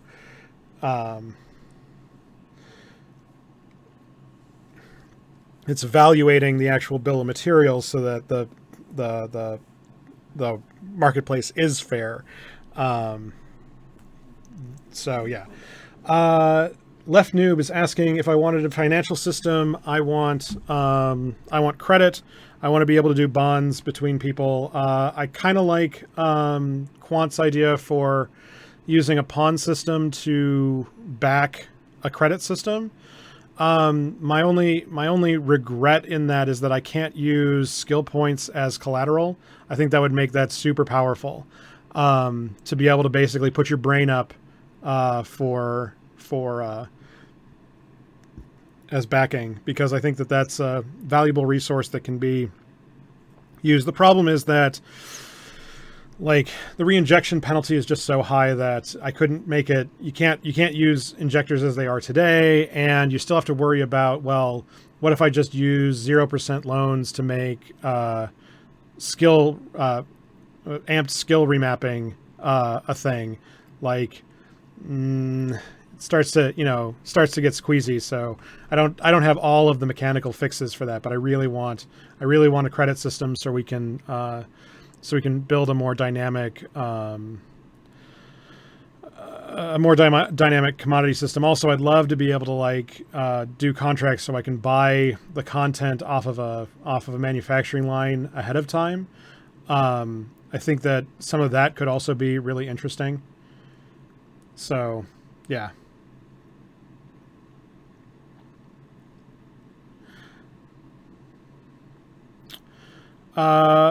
YGBSM is asking, after going through Codecademy, what do you recommend next? So it depends on what kind of person you are. If you're a puzzles kind of person, there's a lot of daily code challenge sites. I want to say it's not glitter.io. There's a Python specific one that I really liked. So if puzzles are your thing, that's going to be good for you. I prefer to do applications. So the next step after Codecademy is start running around GitHub. And this is the part I'm trying to get to, is that the step what I really want to be able to do for you guys who are coming off of Codecademy, and is to be able to say, okay, well, now that you know the basics, let's go do a thing with it. And you can come to my project and you can do a pull request, and you get into the open source community that way. And there's a lot of great projects for doing that. Like right now I'm working with Data for Democracy, which has a lot of low-hanging fruit for that kind of stuff. But I don't have as many good on-ramps for that yet. I'd also check out meetups in your area that are centered around specific code, like Python. I know there's like a great Fort Collins Python group. There's usually ones around colleges and stuff, and use that as a way to be like, oh, well, I could fix that. And like pull requests are a great way to like apply some of that work. Also, I joined the ESI channel on the Tweetfleet Slack and check out what they're, so you can go leverage some of what they're doing and apply it to what you want to do. Personally, how I learned it is that I have a bachelor's in electrical engineering, but I couldn't code coming out of school. Like I did my CS 101 classes and I was okay enough at them, but I flunked out of CS 102 when they tried to do object-oriented coding. I just assumed I wasn't good at this stuff. And then just through doing a lot of side projects and doing a lot of work at work and sort of doing a circle of learn something at work, learn something at home, learn something at work, and having it feed upon itself is where I got to today. So it's a mix of, I had a professional job. I've had a professional job that gets me close to data science stuff, but it's done in such a weird back-assward way that I have to go learn all the actual tools for it rather than hacking it together with Perl. So, like, if there's one lesson I want everyone to take out of Eve, if there's one thing I could tell every Eve player, is that the biggest lesson I learned from Eve is that you can accomplish nearly anything with enough time and work, right? Like you can conquer space as long as you can get your guys to keep grinding face against the other guys. You can make a trillion ISK if you just keep logging in. You can own all of Galente space in the faction warfare system. You can make the best tools out there if you put the time in. And active Eve work, like, we're talking 10 hours a week every week if you're actively participating in Eve. And through 12 years of playing this game, I grew my talents, and it becomes an exponential snowball. So if you want to grow something, you gotta feed it. And no one starts a master. You gotta put your 10,000 hours in. But Eve gives you so many opportunities to do those 10,000 hours while still playing. And you can accomplish so much just through inertia. This show got to where it is, not because it's somehow the greatest idea ever made, but because we kept doing it. We started from episode 0 and just faked it till we made it, and got the community, built it up, and kept doing it and kept making it better. And that's the lesson I wish more people would take out of gaming and out of Eve, is that you already know you got to do 10,000 hours to master something, and you're going to hit so many of those hours in game anyway. Like, you can get double time essentially. So I found Eve extraordinarily powerful from the standpoint of, I don't know how to do it, but I know that I have the time to figure it out. And that's the number one lesson I think that everyone needs to take away, is that through doing, you can do anything, and you just need to put the hours in. And even if it sucks, it doesn't have to be perfect. Like, dude, you go through my GitHub. There are Perl projects on there that are super cringy and awful. Even now, my stuff that was good, like I wrote a script to help make the slide deck, and I portioned it out so that I knew that I could get something useful out of it in a certain unit of work, but I wasn't able to go and finish it. So right now it generates the graphs and plots, but it doesn't generate the actual slide deck. It just puts them in order. I'm like, you know what? That's close enough. And that was enough to keep this thing rolling. It still means that I had to, click a bunch of stuff, and it would be better if I had it actually finished in 1.0 out there, and I could say, oh no, I really did do a Google Slides thing. But like, sometimes C's get degrees, right? Like, sometimes you just need it to put all the shit in the right order in one place, and then, Mechanical Turk the rest of the way. It doesn't have to be perfect to be there. Like, you go through our V1 code base, which is linked in the doobly-doo, and it is a hodgepodge of cron scripts and statistical stuff, and the mappings on it kind of suck, and getting it set up really sucks, and the schemas suck, and like, there's so much wrong with it, but it's there, and it works well enough that we're able to use it, that we're able to get stuff done. So just enough is really the secret here for success as far as the code stuff goes. Like, I know far too many of my code brethrens, and I'm not the poster child for telling you how to do this, because shit, I screwed up more than I win it. But like you design it, you run it, and you make it so that it's just good enough. Just good enough that it runs, it doesn't crash, nobody's going to call you about it. Like, just get it up and standing. Like that was the thing for the profit endpoint was you go and you put it out there, and as long as the requests don't crash, as long as the system doesn't magically turn itself off, it's going to tell me when something goes wrong. And when something goes wrong, well, we put an issue out there, we get it fixed. And like we had Xiantha. Let me make sure I get their name right. I'd hate to butcher this. Xiantra came through to go do the retry loop that we needed, and she wanted to go, write our own retry loop. Like, no. If you do your own retry loop, we have to test our own retry loop, and there are so many corners on a retry loop. Just go pull something off the shelf, right? Like, there are 1 million downloads of this thing. Just go use that, and we're able to go get it in there, get the problem fixed, get it patched and released in like 1 day of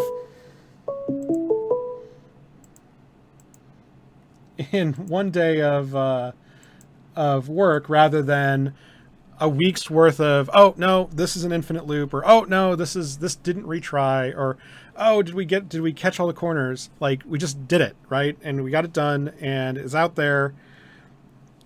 And there's still lots of stuff that's broken in there. It's still not as performant as it could be, but it doesn't have to be.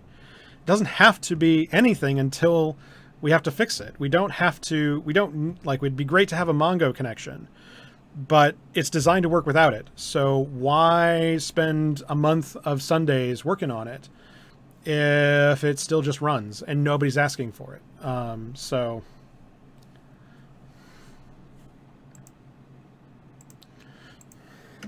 And doobly-doo isn't even my word. That's Rugnetta.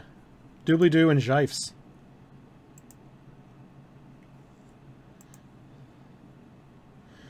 Also, you should probably take a shot if I say Jyla.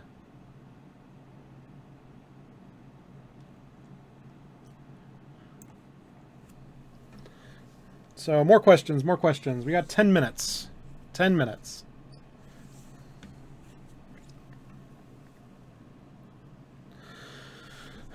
So, while I wait for more questions, my current sag right now is between work. One is that I've got my plate is about 50% over full at work, which is making it hard to get the side cycles I usually have for working on Eve stuff. I only have so many slots in my head for shower thoughts, and they're all right now taken over for work stuff. Like, I have to write a query endpoint, and the way our data is set up, I can't just take a out of the box one that you put an ODM on the thing.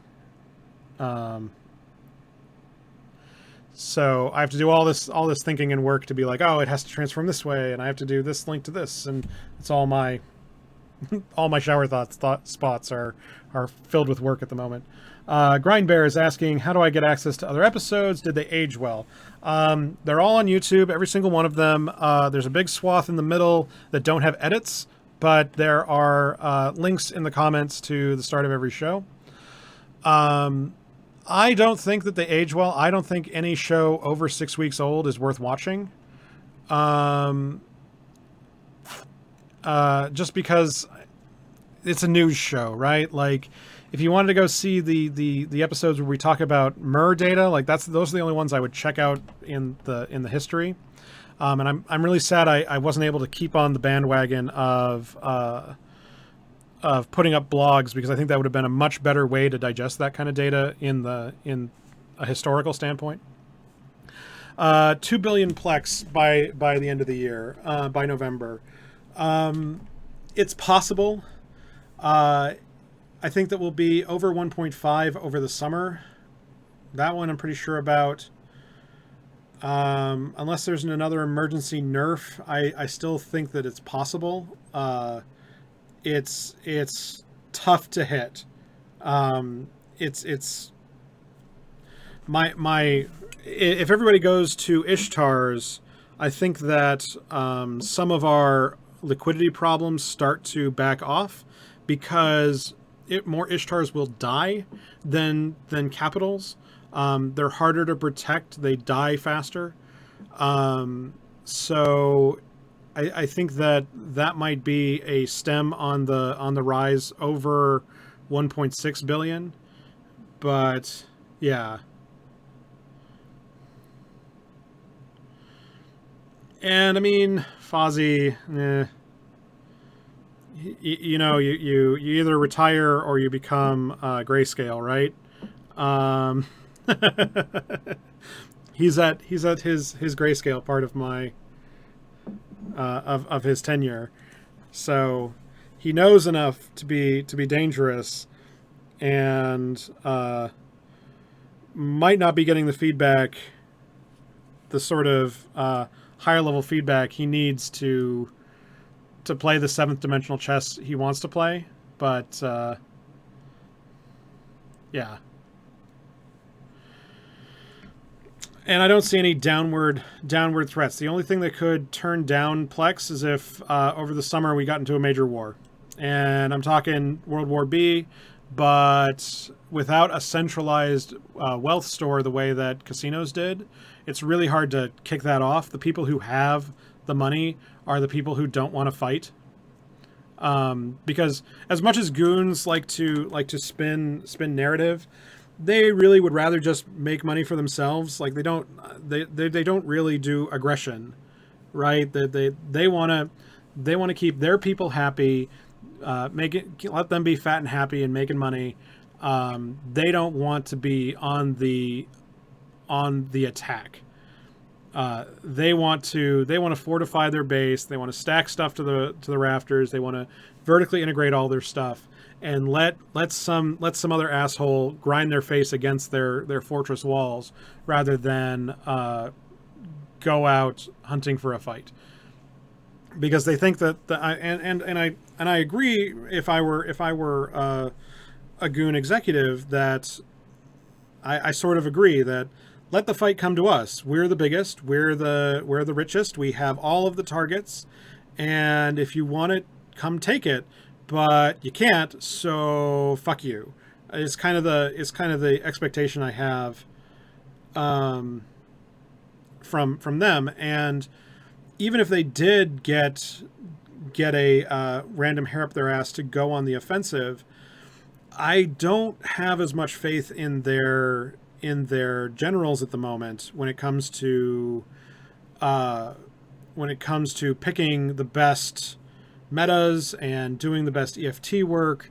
They win by sheer numbers, right? And when they whelp hard, and that's a lot of, you got to do a lot of morale work to keep that thing going. And like I think that if you're a goon executive, you're sitting there and you're going, well, we could attack, and it costs us a bunch of money, and we'd probably lose a lot, and we'd have a bunch of egg on our face, and our members would probably start to get pissed that we weren't winning fast enough, or we could just be like, build a wall around us and tell them to come fight us if you guys are so bad. The goons are so mean. Why don't you come and take it from us? Ooh, but you can't because we've got this great fortress. Ha ha ha ha. Kind of thing. Like, if those are your choices, I pick the second one. If I were a goon executive, I'd pick the second one. There's no reason not to.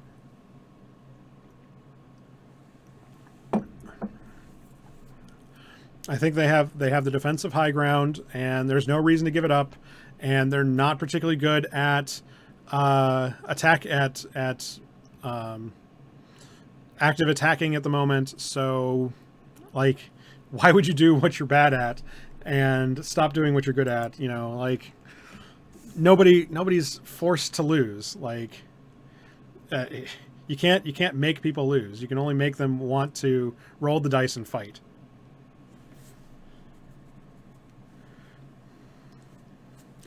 So yeah, I bemoan it only from a where's my content? Stop just stacking money. Actually do something with it. Economic frustration.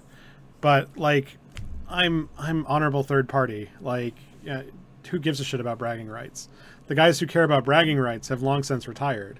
That era of goon leadership has retired. Your Matanis, your Big Red Boats, your Minas have all retired, and the likes of Arth, where they're looking to build, a fortress vertically integrated, like they're not here to ruin the game. They're here to ruin your game. So yeah, there's no reason not to. Like they have no incentive on their plate to fight. They're sitting on the best space.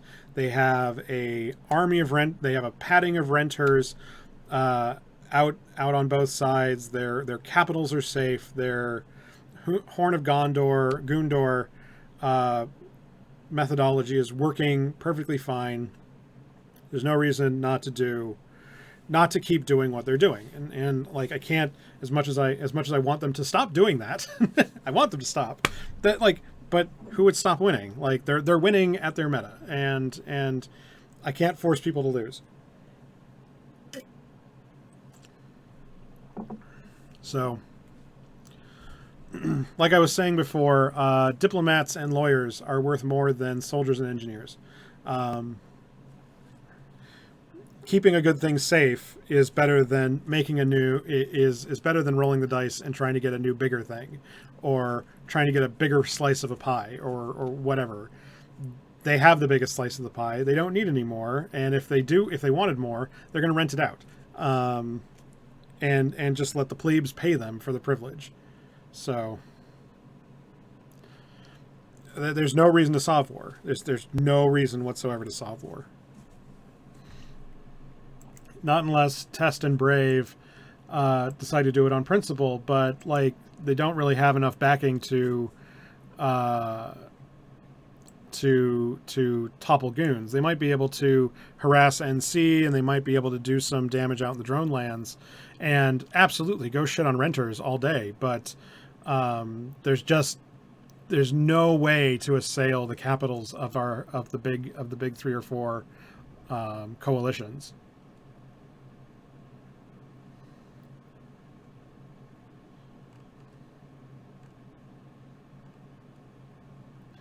All right, so that's top of the hour here. I really do need to get this over. If you want to keep the conversation going, do join our Discord. Links are down in the doobly-doo.